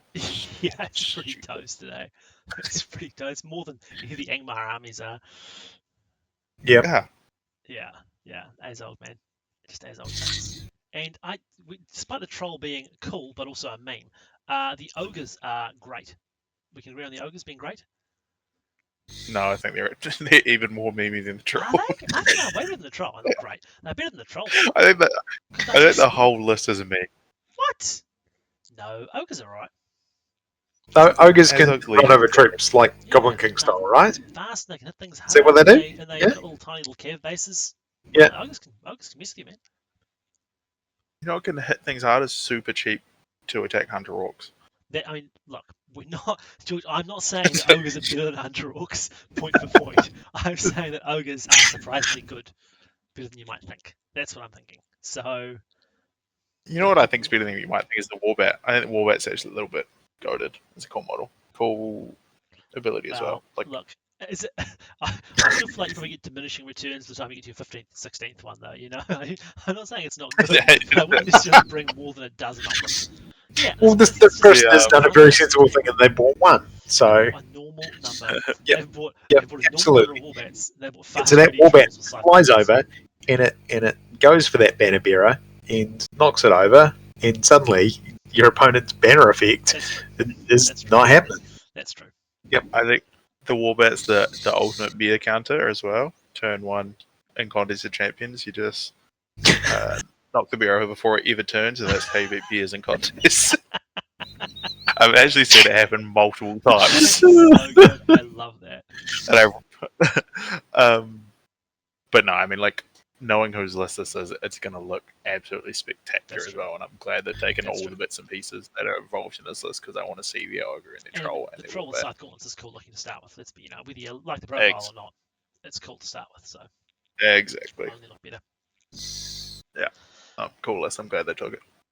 Absolutely. We need more fun stuff. More non-dwarf stuff. Anything that's not dwarf stuff. Yeah. But if you're not going to bring dwarves, you should at least bring ancient enemy dwarves. So you've done well. Well done. Speaking of non-dwarfs, look, scouts. Long lists, people. Very large numbers. Look, with 7 scouts with axes and bows. I've assumed axes. It just means weapon swap. I've chosen to interpret this as axes. I've been told. Give me 1 second. You continue. I'll confirm. All right. I'm assuming axes. Weapon swaps anyway. 2 scouts with shield and a drummer. Mahu with 8 scouts with shield, 3 scouts with bow, and 1 scout with bow banner. A scout captain with a 2-handed axe, apparently. I've assumed again. 7 scouts with axe and bow, and 1 scout with shield. Then Grishnak with 6 orcs with shield, 2 orcs with 2-handed axes, 2 orcs with spear, 1 orc with shield spear, 1 with spear and banner, and then Snaga with 5 shield orcs, 3 2-handed axe orcs, 2 orcs with spear, and 2 orcs with shield and spear. 59 models, 13 light, 18. They are in fact axes. They are all axes, those things there, so that's correct. Good. Well, that's a punt. Flail meta hasn't got this far south yet, which is good to see. Yeah, this people are. I mean, maybe this is a legacy thing again. People are saying weapon swaps are out. This is the last chance ever to run an axe. I'm so pleased that we'll have to go through and do weapon swaps to axes and remember to pierce. I would like to say, without those weapon swaps, if they had forgone the weapon swaps and bought 2 more, they would have the largest army. Yeah. But we haven't. We're actually not the largest army. So come on, where's your numbers at? I think got 59. This is I'm a sucker for Orc Scouts. I think it's cool. Yeah. I think it's cool. I think the theme is cool because they haven't just stacked all onto the Uruks. They've actually gone for let's have some Orcs there as well, which means you get animosity roll. We've got 2 banners. We got 1 on either side. And again, when you're running 60 models, if you can pull 2 banners and still do 60 models, fantastic, lovely. And then we've got Snaga, who's a nice little bit of tech. I've never seen him, do his fantastic little I don't move with a heroic move thing, but he's cool to have, right? You never know. What could he do? He could do anything. What was that, George? If you pull off a cool Snaga heroic, not heroic move thing, it's the most glorious game winning move possible. Great play. Great play. Yep. Galaxy Brain stuff. I never put a lot of value, but I didn't rate animosity as highly as I needed to. And then I used Kareth Ungol on the weekend at this tournament, and it's so good. Animosity is so powerful. Just to deal with the big things. You get someone with a 200 weapon, the 200 axe orcs, or frankly the piercing strike scouts with a hero and animosity, and you just chop through anything. Strength 5 piercing plus 2 to wound. He's effectively strength 10 at that point. Like that's a Christ. Yeah, what a way to deal with dwarves. Yeah. Yep. This is a brutal list. Yeah. Yep, it's very cool. I like it. Captain, hang out with Snaga and just go, chopping through orcs dozen at a time. This list is going to run over these dwarf lists. I think just having the models, having the speed, having the shoot, having the +1 to I really think so, because this list, even if you start split up, this list has the speed and the time to get into the optimum configuration before it hits those dwarf lines. But also, how are the dwarves going to deal with 60 scouts in time and get on the objectives? This is going to get on the objective first and then be enough of a nuisance for 2 hours before you can do anything about it. Opportunities to lose combats. There's a lot of forgiveness. You lose that combat again as a dwarf. Normally you can rely You gotta, on armor bouncing once or twice, but not here. yeah. It doesn't really care about the AML list that much. It's just gonna shoot it and run away and drag Philibert out of position eventually, and then cut through it when he fluffs a roll or something. Doesn't care about the Witch King. Very cool list. Strong. Yep. I like it. 2 hours, 15 rounds. So, woo! Get one of the 60 versus 60 armies going, and you get to combat after an hour or so. You'll be fine. Speaking of Isengard, our next list is another Isengard list. This one is led by Saruman though, which is always nice to see. He's got a horse, and he's got 8 Dunlendings with shields, 6 Uruks with crossbows, 1 Crebain and Grima. Then we've got Vrasku leading 7 scouts with bow, which is unusual. Thryden on a horse leading 8 Dunlendings with shield and 2 Dunlendings with bow and a Huskal. And then Oathmaker, 11 Wildmen with axes and a Huskal. 50 models, 12 might, 17 bows, 2 cav, mighty Saruman, and basically everything on this list is legacy. I think someone's gone through and just picked every legacy thing they can find. You have 800 points of Isengard and you're taking 1 Crebain. Yes, apparently. That's true. Yeah. That's 520 points for a second one. Oh, come on, you need to get those Huskals in somehow. Yeah. How else do you need to fight 4 on the list? They were 2 spears. This person's basically running Khazad, aren't they? Really? This is a dwarf list. You're liking. We're not reviewing this. Is Saruman the Floyd of the dwarf world? Yeah, Saruman's just the floor. This is the Treebeard. Saruman's the Treebeard. That's why it feels. That's why 50 models light when you got so many Dunlendings and Wildmen. Oh wait, Saruman's there. It feels just like a crime putting scouts with Vrasku. It does, Like, doesn't it? It just feels very weird. It does. Yeah, I mean, how often do you see a scout with a bow in an Isengard list, like outside the scout armies? Almost like never, never ever. Very strange. Yeah, it is. It's a little bit different, and I was sitting here thinking about that. So we've got the crossbows with Saruman, and we've got the scouts with Vrasku. Yeah. And I guess the whole idea is Saruman's a support piece, right? Like you're using him as a support piece, and those crossbows are, something's coming. It's someone's noticed Saruman, and you're heading towards me, and those guys are just going to stand still because Saruman's just operating in his, I'm going to move 5 inches here, do my thing, and shuffle back. So they are your come at me, bro. Whereas the rescue scouts are actually moving up the field potentially, like getting themselves into another position to shoot. But then you've got Vrasku, whose entire purpose is to. Yeah, he's now standing by himself. But is he though? Like, if we're in Maelstrom or Divide and Conquer, yeah, maybe. But actually, in fairness, you make a point, Damien. In fairness, in this list, Vrasku will be in the front lines in combat because he is basically half your combat damage. In this list is Vrasku, so he hasn't got time to shoot that crossbow. He's got to be up there going left, right, good night in the battle line instead, because there is no opportunity to leave him back and have just ride the line and do all the work. Yep. I will go out of my horse, still saying I think Vrasku is one of the top 5 models in the game. He is so good. Yep. Like March, accuracy, 3 might, still an Urukai captain, randomly has 2 shots, which can be mighted from a crossbow. He's in that army, I think it makes it as well. He's so, like, in other armies maybe not, but where he is he is a flawless addition to any Isengard list. Yep. He is the reason you never ever see an Urukai captain outside the AOHG. There is just no need for that kind of rubbish. Yeah. No, good stuff here. And I know this person's list is looking particularly nice. I've seen the models recently. They've been playing them for quite a bit now, so they probably have a decent idea of how to pilot this too. Well, so I'm glad lovely to see on the board. Have a clue. It's a shame they went through the game and was like, yeah, I'll play this, that, and this, and it's everything that's being every single thing that's being put to legacy. It's just, they seem to just pick through the entire book and just chosen unerringly every single thing, which is unfortunate for them. It's the punishment this person gets for constantly trying to be edgy. Yeah, this is certainly edgy. This is so I think it is. They really get off on picking the edgiest list they can find. So. I've done that. The rescue and scouts alone was enough to do that. All right. Next up, we have Another Mordor, the Witch King. He's 315.3 this time. Crown and Armored Horse. 7 Black Nums and 7 Mariners with Shield and Spear. One's got a banner. Shagrat is nice to see. 3 Black Nums, 3 Mariners, Shield Spear, and a couple of Morgul Knights is cool as well. Kardush with some Morgul Stalkers, 4 Morgul Stalkers. 3 Orcs with Spears and 4 Trackers. And then Gurits, 3 Black Nums and 3 Mariners, Shield Spears, and a couple of Warg Riders. So 45 models all up actually, which is not too bad. 10 Might with Blood and Glory.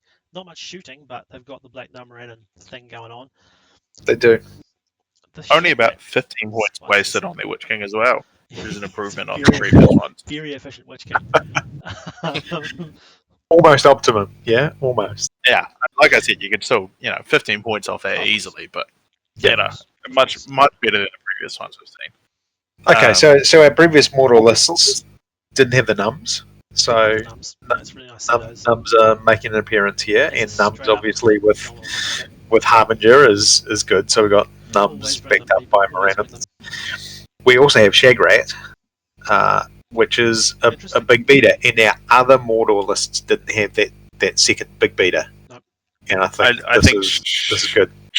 Shagrat's such a nice addition to the Mordor Classic at 800. I think the Mordor Solidon list you see everywhere at 600-700 are really good, but to scale it to 800, I really like Shagrat's addition. He just adds a lot to the list. I mean, all 4 of these heroes are phenomenal. Like, these are the hero picks I can't fault, really. These are excellent picks. That's exactly what I'd be picking if I was doing the same list, I think. Maybe a Mouth.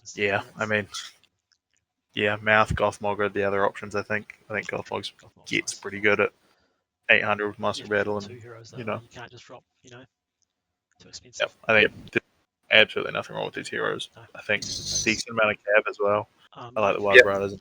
Liking the Nums and Marinans, so keeping them balanced out is nice. Tidy at 800. Yeah. I think obviously is interesting.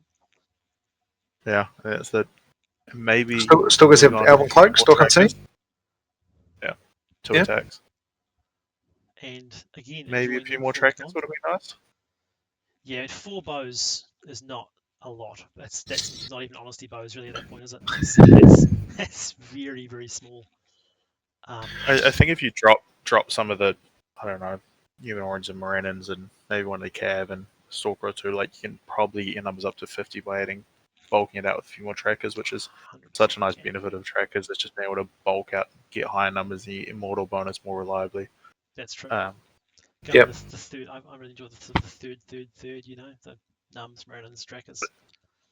I don't know if you want a third trackers, but somewhere a bit closer to that, I think. But no, coolest. It's nice to see a straight Mordor as well. It doesn't have a Solidon, doesn't have a... It is nice. And you can see how strong it's just Goblin King, whatever it is, It's tidy as anything like that. I think maybe you do want it I think it, like you said, Sam, if you go on Kardush as your second caster, you kind of almost want the Mouth as a third caster because you don't quite have that reliability. I think it's a lot of work for the Witch King to do it on his own. With the March, with the cast, I think Cav, the 5/5, if your second caster isn't Kardush, you're going for another Wraith, then you're probably okay. But otherwise, I think if you're doing Kardush, you want Mouth as well, just to really triple down. Make sure we get that stuff through. Yeah. Definitely. Very cool list. Shagrat, last time we'll see him as well, I think. The Shagrat with the armor and shield is out, isn't it?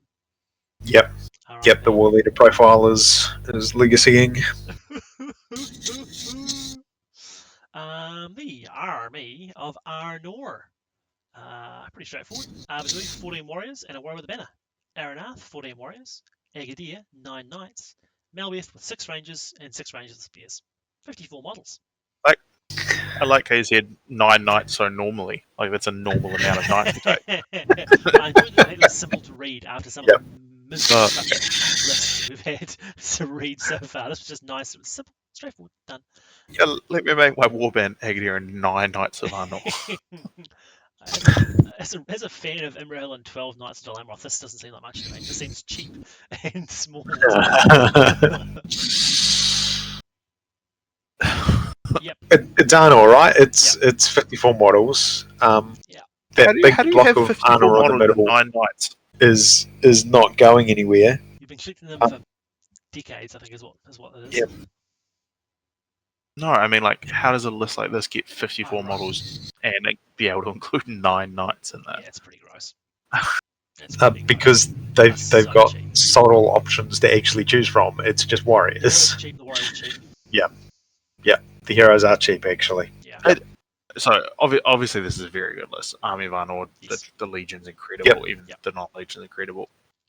But I almost think one of the best pieces in the entire list is the captain, and it's somehow at 800 points they've managed to exclude any of the captains. Explain the captain to me. Why is he so valuable? The March? He's just incredible. He's Doesn't- fight 5. He has March. He has a 4. He's super cheap with a 4-up fate save. I think he's just arguably one of the best captains in the game, right? Can't argue with that. 4-up fate save and fight 5 is just ridiculous on Doesn't Agony expendable have March? might. Am I crazy? He probably does have March, but I mean, it doesn't detract from the captain also having March, right? I guess like you've got the new toys to play with now. You've got the new profiles, so your captain's probably going to come in cheaper. But do you need more bodies really when you're already defense 6? Yeah. I don't think I'd ever be leaving home with at least 2 captains on this list. Like, okay, tell me how the 2 captains go into this list then. Araneth, and well, if you're looking at a place that drops some points, I can point to at least 7. Okay, I'll accept that. But if you need 7 points to get the 2 captains, I don't know. You're down to you can drop. Is Araneth the ranger one? Yes, yeah. Yeah, you can drop Araneth and 5 knights and fit in 2 captains with ease, and then heroes like that though. You've got. What is this list? This list isn't even. These guys are all brand new. I don't know what they do. Yeah, Araneth needs to second striker. Thank you, chat. He chats with me because AD can't strike. You don't need the second strike. What does this list need to strike? Who wants arguably your king in an Arnold list to be your only striker? Because that's not even one strike. You can't use him.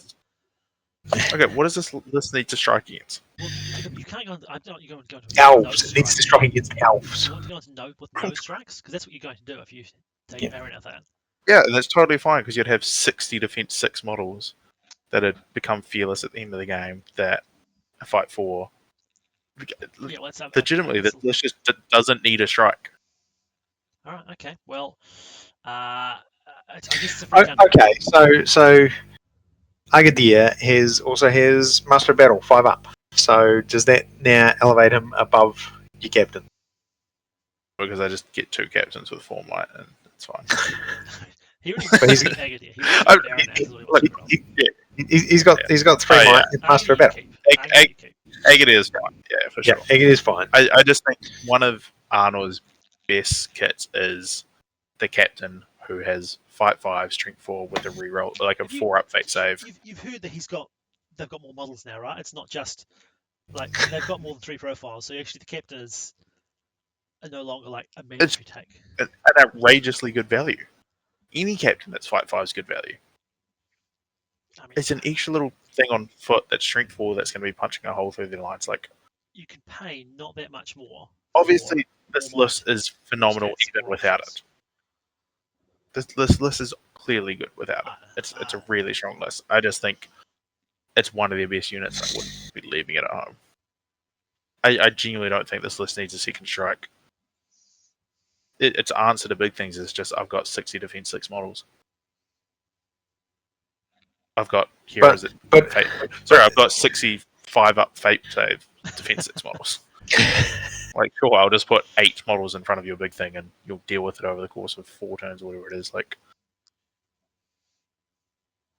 also, this list needs more bows. There's only 12 bows. I agree with more bows. That's true. Can't dispute that. And the only reason I'm talking a lot of shit about this list is because it's Army of Arnor, and it deserves it. It fucking deserves it. Right. Yeah, it's obviously a very, very good list. But it is cool to see the new stuff. Cool to see them use 9 knights. You're going to continue being wrong, so I'm just moving on. I'm just going to stop. He's just going to keep on. Oh god! All right. Yep. No, actually, this is interesting. This is cool. All right, so it's Mordor again, but it's got a Witch King and Carmel with Fellbeast. There's 15 black numbers. Yeah. 15 double Fellbeast. There's a real big pause and suspense. Yep. Cool. Do we like double Fellbeast? Yeah. Especially when backed up with 43 models on the ground and Kardoosh. Yep. It's actually only going to be, well, it will be double Felbus, but only one will be flying because Floy will be turning the other one off. this is the Floy counter. Yeah. One's Yeah. you turn one off at a time, baby. The other one's coming at you. You can't stop them both. Okay, so we got double Fell Beast, which is cool. We've got the Black Num Moranon combo going on. We got Black Nums and regular Orcs on the other side. That's probably a points consideration because you're throwing 2 Fell Beasts in there, but you're still managing to come out at 45 models. Right. Yep. I like it, and you got Kardoosh in there to do Kardoosh stuff, and obviously power up Ring Wraiths if things start to get. How many Kardooshes have we seen? It's been ramping up. 4 now? Seen a few. At least 3. Yep. Might be 4. Can I say that I think this? So I want to go back to that the Hobbits with Radagast before. This I think is what that could have. It was trying to go for. Could have been but instead of being 55 Hobbits on the ground and a Radagast flying around, you've got 45 Moranons and Black Humanoids on the ground with 2 Fellbeast Wraiths flying around. And to my mind, they're going to kind of function similar, I guess, in that sense. But this is going to do a much better job of that same thing than the other ones. Is that you see what I'm saying? I'm looking at George's face. Of all the lists you were about to compare it to the Hobbit Radagast. Exactly. I'm comparing a Hobbit with 1 flying monster in Tom Bombadil to Mordor with 3 casters and 2 Fell Beasts. I said on that one that I felt like you're not getting the massive numbers advantage of Hobbits, and you're not getting the big damage advantage of a big beast either. And this seems to me like it's the opposite. You're getting the numbers of solid troops because this, 43 odd when it's Black Nums and Morans is plenty. Thanks very much. But you're also getting the Flappy Bird stuff and the damage of the monsters as well. And that thing I've said before wasn't getting either of those. I felt like it wasn't quite tuned right to get either. This one feels like it's tuned the opposite way and it gets both somehow by being better constructed. I think this comes at the cost of 6 might though, right? Like when we spoke about lists that feel bad when you call a heroic combat and you get one off with a dice roll, that's Kamal to a T. Pretty much every single time I've charged with Kamal, I feel like that's the situation. It's actually nightmare material having to use an extra point of might to get a heroic combat off with this. Or who do you call a heroic move with in this list? That's true. That's fair enough. The might, I definitely accept the might. That's absolutely true. And 2 race on fail beasts and models you need might support for. However, you are right though. It does function a lot better in terms of it does have a battle line that can actually hold its own and punch through stuff, as well as having the 2 threats. It's just I worry about how, going into the later game, absolutely accept the being might. able to hold. Maybe this is a situation we would have liked to have seen one of the cheap 3 might heroes instead of Kardoosh. Then I think you can also look to bump numbers a little bit in the Kardoosh with the trackers as well, because obviously you don't want to be feeding at some point. They've done that by adding orcs rather than Moran. I think the numbers thing is okay. They have. I think the hero thing is right. If you made it like a gore bag instead of Kardoosh, you get to fit 4 models and more models in as well, plus have more might. Yeah, I think a gore bag, even a mouth, and then you're still getting a little bit of both worlds. Something to bump your might up. Yeah. Reviewed. Here we go. Okay, it's Dwarfs and Mordor, people. All right, another Witch King. This one's 320 and 3. Hey, Max Witch King. Record for Ching highest will Witch King at a NZMEL event. What else is of note? There are 3 Morgul Knights. There are 6 Blackguard in Shagrat's Warband. Blackguard, a Barad-dûr, and a Great Beast of Gorgoroth. So some notable additions here. Some legacy stuff with the Shagrat and the Blackguard and the Great Beast. And the Morgul Knights, I think, are legacy, aren't they, as well? Is that right? I think so. Yeah. So half the stuff is out the door.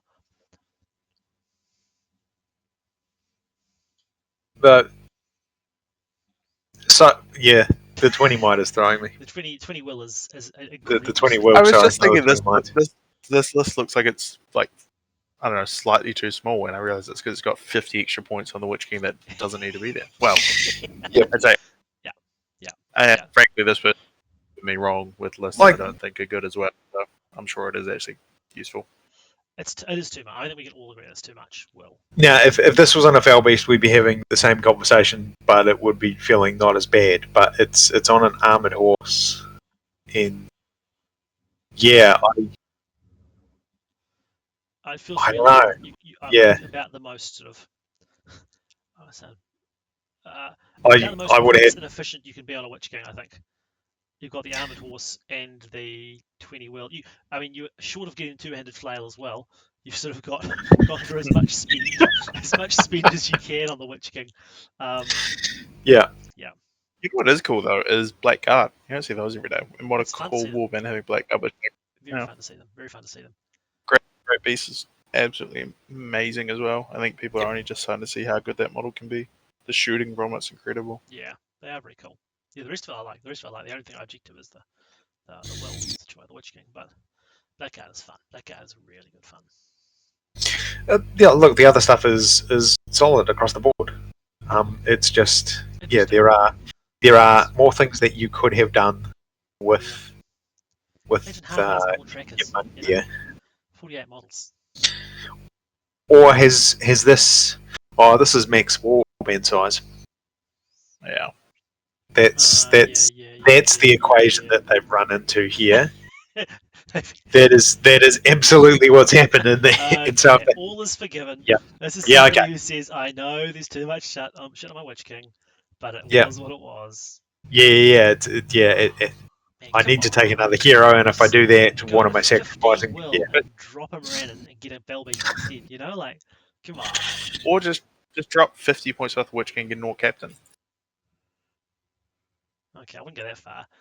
Yeah, I'd go with trail-based option. Yep. Drop 30. I know you love your rogue captains on a WAG if possible. Get a gore bag or something. I don't know. It's not as if bag. finding it. Smaller. Yep. Oh well, what can you do? It's not as if finding a 50-point orc hero is hard. The beauty of having reviewed 15 Mordor lists and probably 8 more to go is that we don't need to rebuild every one of them. Yep. We've built the same Mordor list 7 or 8 times now. We just changed every one into the same. Anyway, this Witch King has 20 will. I highly anticipate, and I'll be sad if it doesn't happen, throwing a whole bunch of will, transfixing someone, and then running that poor sap over. Yep, because you've got will to spare. You're not one dicing it. I'm throwing 4 dice at this. Yeah, use compel while it's still good. Yep. Last chance for a good compel. The next list we have is one that I adore and worship and adore. Elrond, armor and horse, 4 knights with shield. Lindir with armor and horse, 5 knights with shield and a knight with shield and banner. Arwen on Asphalloth with 4 knights and shield and a regular warrior with bow and spear. And then Boromir with a shield on a horse. 19 models, 11 knights, 15 bows, 18 cavalry. This is Riv Knights, folks. But like real. This is Riv Knights time. Cool. This is cool Riv Knights. Yeah, this isn't a cheesy Riv Knights. This is my nonsense Riv Knights. This is legit Riv Knights. Black Riders aren't Riv Knights, Sam. All right. So when I do these, I get to review them. I first read a list. I just glance over the heroes. I almost my eyes blur over the warbands because I usually almost all the same. It's heroes that I'm only interested in to start with. And I remember going through this, being like, Elrond, Lindy, what the fuck? What is this? Elrond, Lindy, heavy armor, horse, Arwen. What is this? This rubbish. I had to read the warband. What is this person doing? And then I saw the knight. And it was just serendipity. It was a beautiful moment. Yep. Boromir is just such a good addition to the list as well because just bringing 6 expendable might is just so good. Addition to the list. He is like the best possible drop into Riv Knights. Yeah, this is cool. I love the inclusion of Arwen. You don't see Arwen used very much because she doesn't bring enough to the table for her points.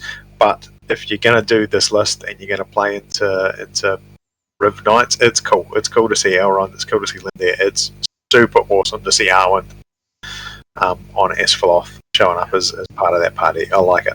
Yeah, decent amount of models as well. I mean, because you take those two cheaper. Cheap heroes. That's the secret.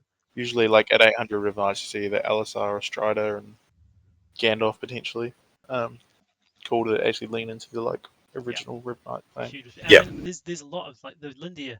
There's value there with the resistant magic. There's value there with the will for Elrond. The extra cast very hard list to use. Yeah. Very, very finicky list to use with Arwen and Lindir. You have to be very onto it with your position with those but models. in fairness, Boromir helps too with that. You've got a couple of combat heroes. You know, the thing is, you look at Lindia and Alwyn, you're like, oh, you've given up a combat hero there. You actually haven't. You've still got the might. You've still got the fellow who can beat someone to death. That's just the beauty of that Boromir drop. I'm impressed they managed to sing that in as well. That's really nice. Yeah. As a person who plays this with the LSR you mentioned before, I just look and I'm like, yeah, the Lindia, Arwen, Boromir together is about the price that I'm paying for the LSR. And, actually, I still like the LSR, don't get me wrong, but I can absolutely see that there is those three I weirdly enough do stuff. like the one warrior as well, just with a bow. Hmm. Like, you're always going to need to leave someone behind on an objective every now and again. It's just, what a model to leave behind. So now You are the designated one. Yep. See, Yeah. Chat has We're suggested playing Breakthrough, we're playing Storm, we're playing. Chat has suggested why not drop Lindia's heavy armor to make that warrior into a knight, which I don't disagree with entirely, but I also take your point that there is certainly value in having the warrior back there, hiding behind a fence on your back objective and breakthrough. If we're talking about how to make this list better, arguably you just don't take Linda and Arwen. But if you're taking Linda and Arwen, but in terms of small changes, that I think is a fair small change. But I also get your point about the warrior standing there is fine. And I mean, the other thing about Riv Knights as well is that you've got 18 cav. You said 7 was a lot to get in before. Well, 18 is a lot to get in. The 19th one, how is he doing for you? Is Arwen's only spell Wrath? Yeah. What does she cast for? Sorry. Couldn't tell you. 4. And as mentioned, actually, Elrond's got a free will every turn to renew a Boromir wound. So there's, cast on a 4 with 4 will. There you go. Is there like a huge amount of value in renewing Boromir's wounds? Because the way I see it's psychological warfare. Boromir's got 1 fate. So if someone's done a wound to him, typically he's doesn't he have 1 will, fate, right? Or no fate, yeah, sure. Okay, so sure he takes a wound. Anything that's, I guess outside of like a stray bow shot or something, most things are going to be able to one hit Boromir when he's got no fate, right? Like if he loses a fight, yeah, D6. Or if they do 2 wounds to him and you're in your up to 2, from 1 up to 2, again, most things are going to be able to, if they're putting 1 wound in, they're probably putting 2 wounds through. Like, yes, it's nice to have because Elrond can't be casting that as Wrath every turn. He's got to do something. Yeah. In terms of renews, like places, there's only other person is Arwen, who's only 1 wound, so it's Boromir or it's Arwen. I just think a 3 wound Boromir is about as good as a 1 wound Boromir, 2 wound Boromir in the first place. He's a glass cannon, right? Yeah, but in terms of a free renew, I feel like have the free renew. Yeah, for sure, it's free and an option. It's a nice value. It's a nice value there anyway. I take your point though. I think if you're getting yeah. If you're getting shot, you're probably happy Boromir's taking the wound and not the horse anyway. Yeah, that's entirely true. True. That is true. Anytime a horse dies, it's a man dead in this list. Good fun. Yep. Really love to see it. I adore this. Anytime I see Riv Knights, man. Same. This will also be surely disallowed in the new rules. The Riv Knights plus Fellowship. Riv Knights plus anything probably. If Riv Knights is even allowed, we'll see. We will see. Here we are. Another L. Hey, we haven't had any dwarves for a while. Alright, Galadriel, Galadrim shield, and 6 Galadrim shield spear, 6 pikes, 5 bow spears, and a Galadrim knight with shield and bow. A dwarf king with 6 Khazards, 2 iron guard, and 2 warriors with shield, and then a champion with 4 Khazards, 4 iron guard, and 2 warriors with shield. 43 models, which is nothing to be sneezed at actually. It's pretty good. 7 might, 6 bows, 6 throwing weapons, and 1 horse. Again, this feels like an old Christchurch hand that's, transitioning to dwarves, but hasn't quite got the whole list yet. Yeah, still needs to include some of the elven models. I like this better than any other Khazard list I've seen so far. Yeah, it's funny adding Galadriel plus a full warband just makes any list typically better. That's very true. It's very true. Yeah, you're playing pure Khazard when you could be playing less friends. This is the way to go. 6 Galadrim guards. Oh, it's good. You get about 4, but look, why not? Is there? Oh yeah, there are banners as King's Champions there. Yep. Okay. Yep. Khazards with a spear, elf spear behind them, iron guard, elf spear behind them. I like that the Galadrim bows have spears. Yep. Yeah, This I is mean, if basically this is the how list you if I play, was it's writing it, this is basically how perfectly I'd do it. built. Yeah. Yeah. There's very little low change as well. I like Iron Guard and I like Hazards. I like a wee mix of them. I really It like is a Iron lot Guard. of Iron Guard. I'm not sure about Khazards, but I really like the Iron Guard. 2 attacks, man. That's lovely. I think one Gav's probably about perfect as well. Wouldn't know if I'd go much more than that, considering. Snake another friend in there. Drop a couple of pikes, turn them into troops, make them nice something, something like that. Yeah. If we go an extra cav, it's one more, nothing more. But this is, it feels so good, right? That's why we're struggling to say things, because it's really nice. I really like this. Feels real good. The numbers seem good. The utility seems good. The only thing I think it is. Sorry, you go. The only thing that's working against it, and it's the thing with all of the dwarf lists, is speed and maneuverability. And you know what? You're taking along your perfect fall to that, which is I get shot up when I walk across the board. Oh, I've got blinding light. So sure, you know where I'm going. I've got march. I'm signaling it, but you know what? I'm going to be even harder to shift when I get there than all those other lists that were already hard to shift. There are going to be, 3 Galadriels out there that are going to be crying when Contest of Champions inevitably gets rolled as well.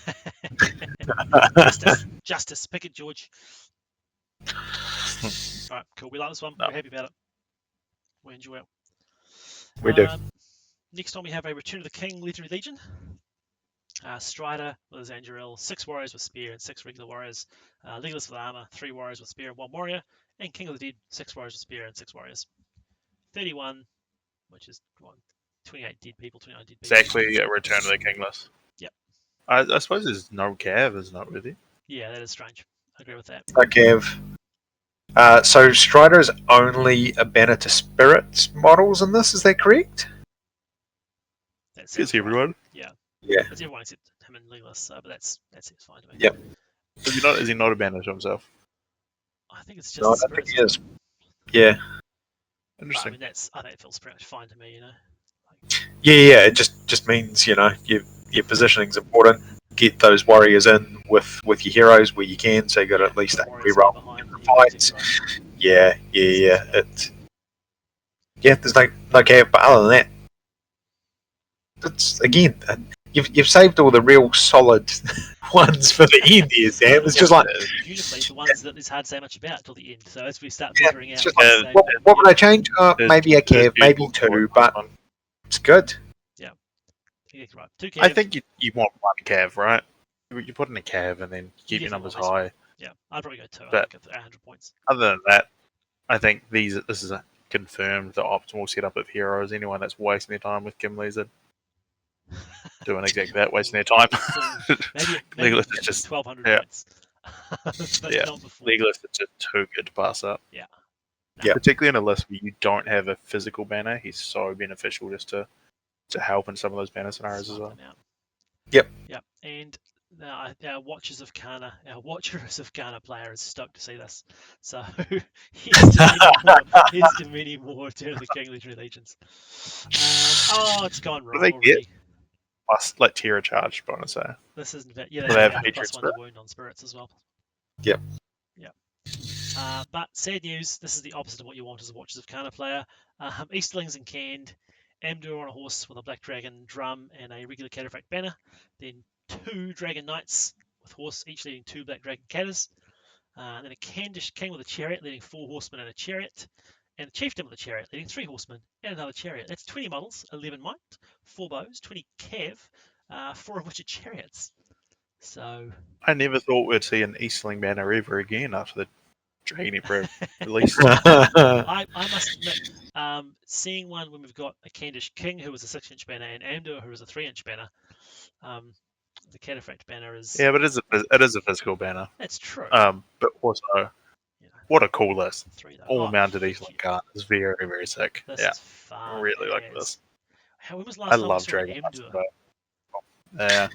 It's really been a while. He's actually really Been good. a while. He is good. But again, like I saw people playing with him not long after Defense of the North dropped, and people were trying out those configurations. They were trying the Legion and they were trying the non-Legion and putting Emder in there. And then after a while, people just realised, no, the Legion it's got the edge, so Emder is cool, but we leave him behind. So it is awesome to see him show up. What you can't take in the Legion is Carnage King and Carnage Chieftain on Chariot, though. And that's too high a price to pay for this person, and I'm with them on that, frankly. 4 chariots. Yeah. A million times cooler than Legion. Candish, way cooler than Legion. Yeah, Emperor was a nice hero let down by his army before, and his warrior chariots as well. Yeah. I didn't notice that. Nuts, eh? Yeah, you don't see those either. I didn't even know that was still an option. I thought it was all just heroes. Only 30 points. But I will say, I'm not sure I would have been brave enough to bring warrior chariots. Because having seen what we've seen before, there are a lot of Witch Kings and a lot of Galadriels. You know? Yep, true. Like a warrior chariot and an all-mounted army. One bad, one unfortunate compel at an unfortunate time, and your game is over. Yep. Very true. The pleasure of versing some chariots at the weekend as well. And also just one bad board and your game is over. That's true. I thankfully got on a board that had a lot of little rocks and fences and bits and bobs, and all of a sudden 4 chariots turned into 2 useful chariots pretty quickly. That's how you can tell there's not a Christchurch player as well, because Christchurch famously busy boards. Christchurch, you can't bring chariots to a Christchurch event because they put too much terrain down every time. Dare I say, I think this is a Christchurch player. Well, whoever they are, they've stolen my heart. This or the Riv Knights. Yeah, it's very cool. Really cool. Yeah. Even the Eastling Command, it's just, you can't get a cooler Eastling list of Amdo plus 2 Dragon Knights all mounted. Yeah. Little cataphract triangles going around with their +1 defense. So, yeah. I rate that so highly. I just love seeing Amdo. I think he's so underrated. Really, really nice. And the beauty of it is it's all legacy, so you can play it for another 5 years. Despite what some fake news purveyors of lies tell you. This is all going to be legal for many years to come. Who would have thought, I mean, I don't want to jinx it, and I don't know the upcoming list, but who would have thought the only Eastlings we have is not Dragon Emperor? As a Christchurch meta for you, just no Dragon Emperors, no Mordor Sillies, no, this is last... No one plays DE. It's the last... Because everyone's got elves. But it's also just...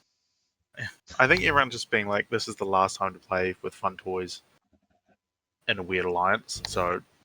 Look, the amount of legions we've seen in general is actually just really restricted. Yeah, and we've done a lot of far more, like, you go through a list fun, review after years gone. Yeah. And there's no, and like legacy stuff as well, like, you never see Morgul Stalker, ever. You never see a Great Beast. You never see a Morgul Knight. You never see a Blackguard. Never see Canned, and all of a sudden, here it is. It's cool to see people just bust out shit they want to play for the last time. Yeah. Although I said for the last time, like not for the last. They've still got 5 years. The mounted Gilgalad guy is the only person I think who's going to make for the last time. The mounted 4 longs, that kind of thing. Right. Next up, we have another Moria list.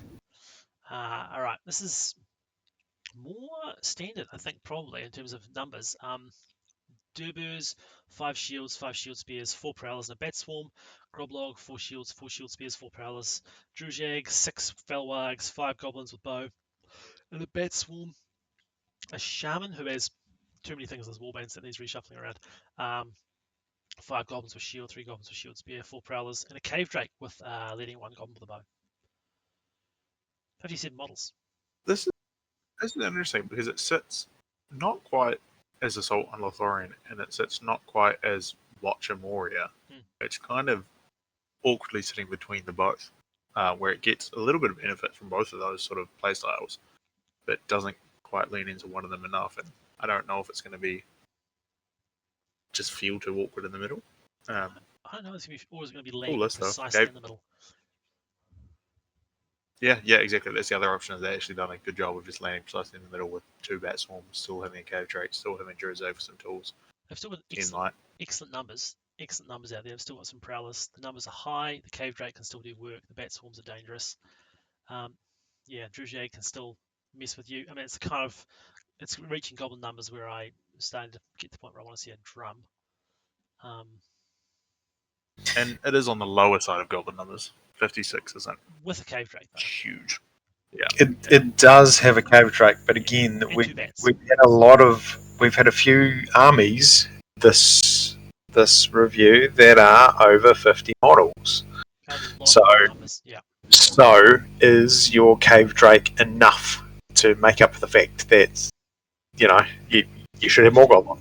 Maybe you do. You've still got 10 might here, so that's the other advantage that you get with a swarm. It's not just the bodies; it's where your might is at. So again, I spoke earlier about that being that balance, and there's a lot of tricks here. There's a lot of throwing weapons. There's a lot of two-handed weapons though as well, and those prowlers don't have the option to go single-handed. They are two-handed. The bats. The bats. But again, there's no drum, so there's no banner effect going on. This could be brilliant, or it could stall. I could see it stalling. Yeah. You guys continue to talk. I realize I've missed a list, so I'm quickly making a slide. Good work. All right. Okay. If I can work out how to. Oh, there we go. Let's go fast, Damien. Let's try and see if we can catch up. Yeah, let's go super fast. Yeah. Next is the Army of Dunland, Legendary Legion, RIP. Thryden with a horse, 5 Dunlending shields, 4 Huskarls, 2 Wildmen, and a Partridge in a Pear Tree, plus a Dunlending banner, 2 Horsemen, 1 Crabane. Then a Chieftain with 8 Wildmen and a Huskarl, an Oathmaker with 12 Wildmen, Gorolf with 6 Wildmen, 2 Huskarls, a banner, a Horseman, and a Crib. And Frida, 6 more Wildmen, 3 Huskarls, leading to us to our largest army so far. It's 61 models. Holy shit. Although it must be said that about 70% of those are Wildmen. 12 might. Not a single bow to be seen. Who needs that shit? And 4 horses. Yep, I showed up to give death to the Strawheads and claim back my lands. I don't need any bows. This is literally, if you include the Oathmaker, it is more than half Wildmen. There is 30 Wildmen plus the Oathmaker. That's so the numbers are high. The numbers are high. Low. The defense is very low, so Yeah. How many wild men? 30. Good God. But Yep. Do you care that your defense is low when you've got 61 models? It's 30 what? That's 24, 30, 34? 34 Wildmen actually? Even better. Good grief. So the flip side of this is, what are your spear support options here? So Huskarls can spear support, yeah? 4, 5, 6, 7, 8, 9, 10 Huskarls? So you are potentially running the risk of not being able to utilize your bodies because there's no room on the board. This is what I said about dwarfs and everyone laughed at me. It is. The thing is, Damien, as well, you remember, is that half the Wildmen will be dead by the time the combat starts. So this you'll is true. only be at about 45 models by the time you cross almost any battlefield, almost any person with your D3 bowless Wildmen. So that will help thin things down. It's kind of a Zergling kind of strat. That is true. There are quite a few lists that we've seen that aren't running a huge number of bows though. So some lists are going to face the wrath of this right up. Like they're going to have no ability to whittle down. I think is a strong word to describe what the Wildmen will do. The wrath of the fight 3, strength 3, D3 unsupported Wildmen will be. Okay, so we have double banner here, which is banners are increased to 6-inch range in the Legion. Everyone's being bannered all the time. Yep. Yep, we have the Oathmaker, which has a fearless bubble. So even if you're a big scary thing, 2 birdies as well. We're going at you. Birdies is Yep. very nice to see. Yep. Still 3 horsemen plus Thryden, so there's a little bit of motion there. So there's half a dozen fast-moving things. Yeah, if you need to get somewhere fast, you have options to send there. But yeah, it is to all intents and purposes really a goblin army, isn't it? Or this is like a Survivors of Lake Town or something like this is very much a horde. It very much is. Yeah. And I'm here for it. I want to see some elves be pulled down off their horses by crazed men who just want their land. Eventually they will. I mean, if I was running Riv Knights into this, I would be. That would be the most fun game ever played. It's just going to be hanging out, just Yip, yip, yip, yip, it's just, But the thing is, satisfying. there's enough of these ones that they can just form a semicircle and just slowly box you in. Oh, Like, it's not like we're trying to trap you, we can run around the edge. There's no edge to this. I can lose 10 of them a turn into running into the Rude Knights. I like why I went away and typed this up. You guys just slowly lost your mind talking about this list. It's 34, I think, Wildman George, plus the Oathmaker. It's outrageous. It's cool. I love it. It's cool. Don't get me wrong. Who's got these models? Who's just thought yes? Is it now the highest model count list? Yep. It is. Yep. Grand total of 1. I think 60 was the highest before, wasn't it? It was previously. Yep. Mighty Watches of And China. they've done the good thing and taken at least 2 crewbane. Yep. That's really good. Plus 2 6-inch banners as well. Yeah. Yeah. Which you'll need for your 60 models with like 3 spears. So Again, 2 hour 15-minute game. Still tough nut to crack 61 models. Well, 34 of them are Six D3 George, banners. so actually this won't be that tough to crack, I don't think. Have you not been listening to our podcast, George? You can break Like it with everything just the you did. D3 stuff, like I think you can probably crack it. You know what? It doesn't matter if you break it because as long as the Oathmaker's around, they're not running. Speaking of crackable low defense armies, can we move to the next one? And have a look at Okay. crackable low defense. Laketown and Thranduils. We've Okay. got Bard with armor and horse, 3 shield militia, 3 spears, and 3 bows. Also Sigrid, Tilda, and Alfred. Then Hilda Bianca leads 3 shields, 3 spears, and 2 bows. And then Legolas on a horse leads 6 rangers and a sentinel. Toriel leads 7 rangers. And there's Ridge Dicebearer, who is maybe the highest defense. Oh no, him and Bard. Highest defense. 27 shots. Do Rangers not have a bow limit? That's the Mirkwood special rule, isn't it? And rangers and sentinels don't Yeah, get bows. Mirkwood special rule. Yeah. That's hectic. It's 27 insane shots. He's going to pile shoot. of shooting. Yeah. He's going to shoot Is how this well been on Green the field. Alliance? Survivors and Thranduils. So Bard has like 12-inch banner effect? Yeah. I mean, between Amazing. the Bard Legolas shooting as well, on top of the number of Elven archers you can get. Like it's 27. multiple shots as well. Yeah, that's an insane amount of shooting, and it's like high strength shooting as well. And a respectful Ridge Dicebearer to top the whole thing A off. respectable Ridge Dicebearer. It's just a demure Yep. mindful Ridge Dicebearer. On foot, though, it must be said. But of course, you are getting incredibly high amount of shooting, but you are D3 almost entirely across the board. You make the wild men from before look redoubtable, You also make them look like a board. Yeah, it also makes it like 40 is low. I mean, 27 shots is an enormous number of shots, but then that's only 13 other people standing around is not so impressive. Yeah. Yep. 7 shots. Yeah. You're relying on your shooting to do a bit of damage before they get in. Does Bard got free combats with Sigrid and Tilda around as well? Is that a thing for him? So there's value there in terms of that might.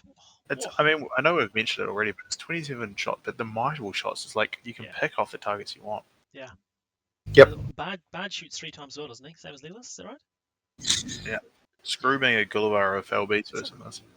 Lot of high strength shooting with might. Yeah, that's a lot. I really like this. I think this is Yep. fun. It is. It's cool. It is Hopefully, there's not a reason we've not seen it before, but probably the low defense. Probably the D3. I think the reason that you don't see it more often is because normally you wouldn't be doing the Legolas tutorial on the other side. You'd be bringing Thranduil and bringing those elves because that feels safer, right? Because there's defense involved there. I think Bard's also just so tricky to use, and he's so vulnerable to magic, and he's a tough leader. Yeah, he's very expensive for his points as well. Pretty squish. And fundamentally, but I mean, anybody who shows up with a blinding light or a shadow lord, your game is over. Just before the dice are even rolled. In Shadow Lord, you can kind of deal with the Legolas in some capacity, but not before they're in your face. And once they're in your face with this list, it is left, right, good night. If they're not broken by the time they get to you, you are just going to get liquefied. Although I guess Bard helps. Radio. You got some. Last couple of lists. Another Assault on Lothlorien. Musgur, 8 Orc Spears, 5 regular Orcs, an Orc with a banner, and a Bat Swarm. Drujag, 4 Goblin Bow Spears, 4 Prowlers, 3 Giant Spiders, a Bats, and a Felwag. Ashrak, 3 Prowlers, a Goblin Bow Spear, and 2 Giant Spiders. Orc Captain, Shield and Wag, 3 Orc Spears, 4 Trackers, 2 Wag Riders, Shield Throwing Spears, and a Wag. And Goblin Shaman with 4 Prowlers, 4 Goblins with Bow and Spear. So that's 57, which is a chunky monkey. 8 Might, 13 Bows, plus 11 Throwing Weapons, 2 Cav, and 9 Beasts. Exact same heroes as the last. Exact so same on as the North last Marine. one, I think, isn't it? Yeah.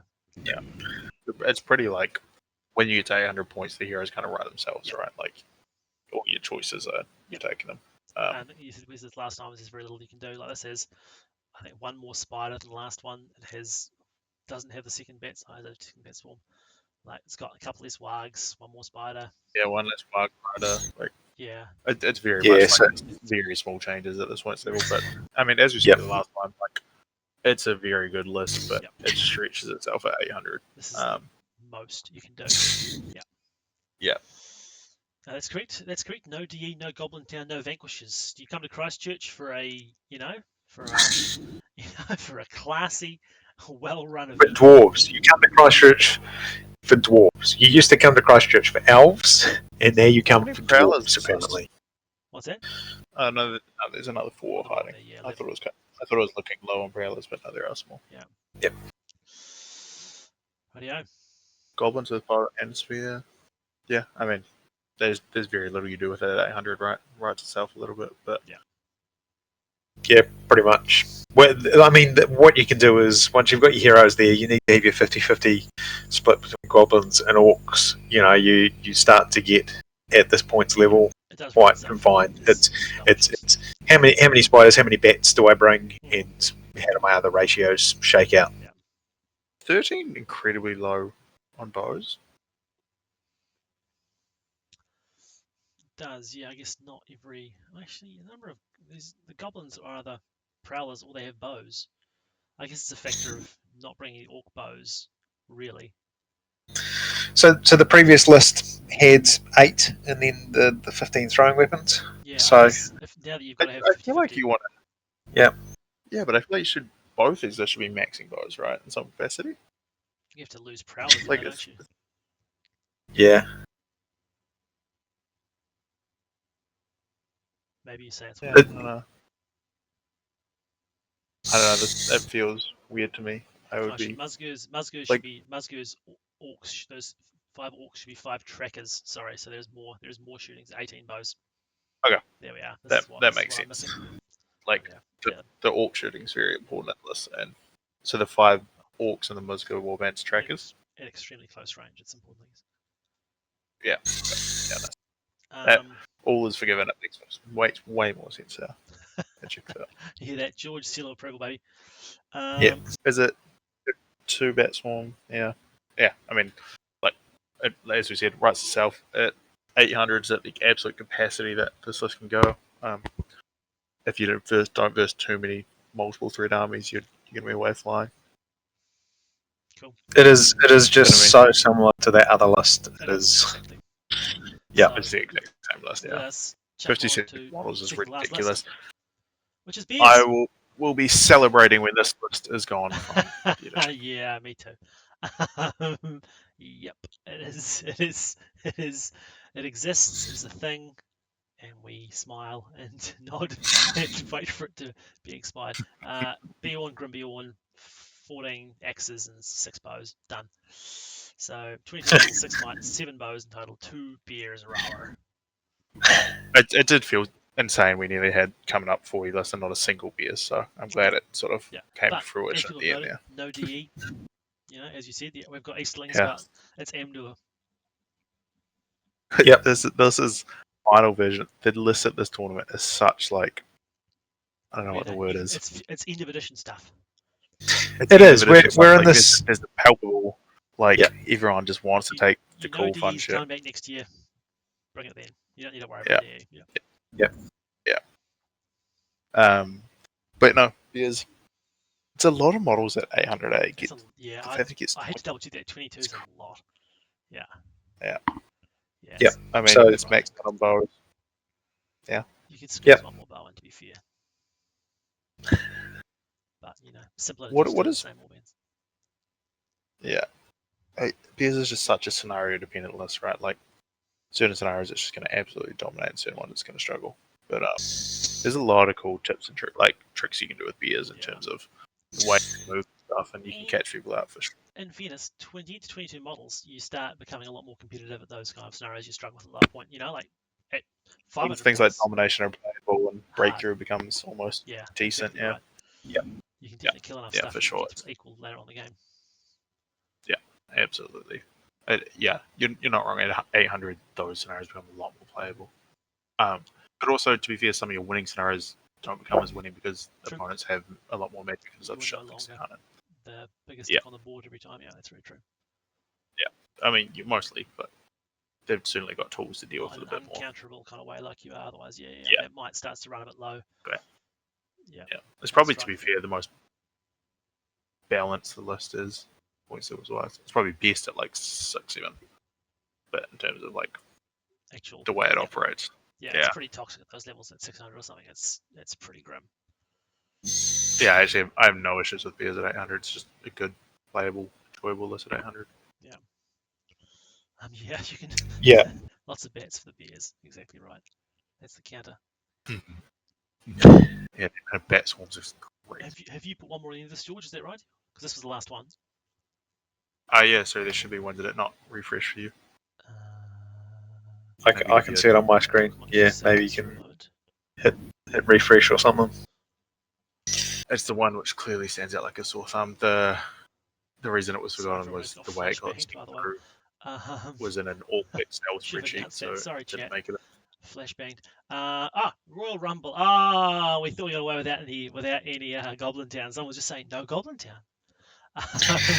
Hey, we got you covered. The Goblin King, 17 goblins. The Grinner, 12 goblins. A Captain, 12 goblins. A Spider Queen with 8 spiders, 4 Mirkwood spiders, and a Bat Swarm, and then Ridge Dice Bearer on a horse. 59 models. Probably another alliance that's out the door, I imagine, in the new edition. I think this will be the last graph for this one, and but Spider Queen is out as well, isn't she? Legacy. Yeah, Spider Queen is Legacy. Yep. Like, what a way to send her out. 8 giant spiders, 4 milk size, and a bat swarm. What a war. No, thank you. I say that every day. I mean, 9 times out of 10, you see Spider Queen is just dropped on its own, is because it's an insane model. You get along with a full. You're not going to be able to see any table under these guys. You know what I mean? Like, by the time you get like 50 goblins out there, and then those big spider bases. And then Big Ridge is going to be taking up the flank. Big Ridge. This person Big Ridge flank. Competing for Ridge Dice Bearer kills. I think 2 or 3 people. I really hope the Mirkwood spiders are just flanking Ridge to try and tee him up some easy kills. Webs. I love it. The Ridge goes in and finishes it off. That's the play. 100% Yeah. what's happening. Yeah. This person is going like balls to the walls for the Ridge Dice Bearer trophy this year. So that's 100% what the play is. You just try to paralyze everything in Yeah, advance. I love And then that. Just Barrow Whites and Ridge Dice Bearer. Just Mirkwood Spiders and Ridge Dice Bearer. That's huge. Yeah, it's good stuff. The goblins are actually just a big screening. Just distraction. The real threat is the spiders and Ridge. They're a Ridge delivery They just need mechanism. to keep the game going long enough Yeah. for Ridge to rack up the numbers. Spider Queen and Ridge throughout combats. That's gonna be good. Look, this person has been running this list or variations of this list for a wee while now. They know what they're doing with it. So yeah, I think that it's got tips, it's got tricks, right? It does. So this person, we don't have Golem, but we've got the Bat Swarm. This person doesn't run the Scribe, and you know what? You do you. I wouldn't leave home without him, but that's because I play pure Goblin Town spam. I don't ally anything in, and I need it. Yeah. I'm sure. No, he's going to get better. But this is cool. I don't want to face this. Like, it's just too much. It's one I never want to face. It's one of the ones that I won't miss when it's gone. This one I just don't enjoy. The spidery things. I really don't enjoy Goblin Town. Isn't that like the 20th bat swarm of the tournament? There's a lot. There's a huge number. Insane number of bats. I'm gonna before I post this, which I will do later on. I'm gonna run some little graph to go with it as well on factions because I'm curious on, because it feels like we've got an enormous number of dwarfs, an enormous amount of Angmar, an enormous amount of Moria, and then some Skerrix at the end after that. It's like it just. I don't think we got an enormous amount of Angmar. I think it just seems that way because we started off real heavy on them. That's very true. Actually. There's a lot of Witch King. Yep, a lot of Witch King, a lot of bats, and it does feel like a lot of dwarves as well. I think you should run the numbers on how many legions at final last year compared to how many legions at finals this year. Interesting. I think there's a lot more yellow alliances, a lot more like non-legion based lists. Yeah, it's actually really true. That's very, very true. There were very few actually went there. So true. There's a couple of Salthound saves. There's Army of like 3 Lothlorians. Return of the King. Yep. Yeah. Defenders. Assault. Yeah. Yeah, it's so but I mean, quickly we see like 50-50. Rise of Phalans, Black Gates. Yep. There's a real lack of Rohan this year. It's the Scouts, yeah, almost no Rohan. Because that is there. God knows that's not going anywhere. Rohan? There's the Defenders. Defenders. Yeah. That's the only Rohan out of full US. Yeah. Defenders is the holy shit. Yeah, it's pretty wild actually. I'm gonna do that. I'm gonna do the graphs before I post it because that's gonna be interesting. It's really weird. Yeah, very very. I want to say thank you to everyone who has obviously submitted a list and put some thought into. Hey, this could be the last time that I can do a crazy thing. Or, I really want to use these models. But I'm going to make that decision to also ally on these ones, so I'm not completely. I haven't used these models for years because I've been gimping myself. But I'm going to bring these other ones that complement it. It's going to make a really unique event that we're probably not going to see for a long time. And that's real cool. I think people are going in with a real good attitude. Yeah, a lot of people have gimped themselves just to take the sort of more neat approach to things, which makes it way cooler. This has been a great edition, and it's been a great edition to share with you all, and a great event, I'm sure, to set out with. I'm sorry I can't be there to join it, but I'll pop in and say hello during the day at some point. I'm gonna go to bed. It's very late. We've done a really long review of a very large number of lists, and I am done. I am done. It's the end of the edition for me, and I can't wait to see what the next one brings. Yeah, I think it's going to be a cool way to see this edition out. Yeah. The list, the tournament. Yeah. Like I said, there's a few cool things up our sleeve for the tournament. It's going to be fun. I can't believe it's only a week away. There's still so much to do. And it's not goodbye anyway, because the next edition's looking great as well. So we'll be. It's looking like it's coming along. I don't want to jump too long into the new edition stuff, but everything I've seen, I'm positive about, and I'm excited. Yeah. I'm really great. Yeah. I'm already well underway on the league calendar for next year, and every region is going to have a big old tournament to kick things off as well. Yeah. As someone who's been playing this game since 2001, I'm excited about the new edition. Am I a little bit cautious? Yeah, because the amount of information coming out from GW is very little, and they haven't built up that hype train yet. They've dropped us some stuff, and it's just like, and then we're not getting the afterwards. But the core rules have evolved from that original 2001 edition. I'm not expecting massive changes. I'm expecting tweaks and changes and refinements like they have done every edition. And you know what? I'll keep playing. There's a bunch of good people. I think this has been a real great edition of the game now. I think this is, the real golden age of this game that we've had the last 5 years. And I hope that they build on that and give us something that is equally as good. I'm going to say I don't think they've got it wrong yet. Like, yeah, they've got little rules wrong, but every edition has been an improvement on the last one that we've ever had. For the most part. There was some grey areas in the Hobbit times, but I do want to give a shout out though. Someone said I've got 30 minutes to paint for the last day of the painting comp. Am I right in saying this? I've not checked in a while, Damien. The painting comp is a dead even at the top at the moment. The two people who are in the running for the top favorite artist for the year are dead even. So going into the very last painting competition. So whichever one of them comes out with points comes out. Maybe with the spend trade. another hour rather than another 30 minutes just to really make sure it's looking There flawless. are 27 minutes until the clock ticks over, but the reality is you've got until I get up in the morning and put that poll up. if you, I'm not staying up till midnight to kill that paint competition. If you want to stay up until 3 a.m., that's fine. I'm not posting that poll until the morning. However, everyone, to the 5 people that are listening to this, go make sure you vote, because that's super cool that it's that close going into the last one. Very cool. Right. All right, That's good enough ended on. I'm tired. I'm going to bed. Thank you both for joining me. Thank you, chat, for joining us. Stay frosty. We'll see you soon.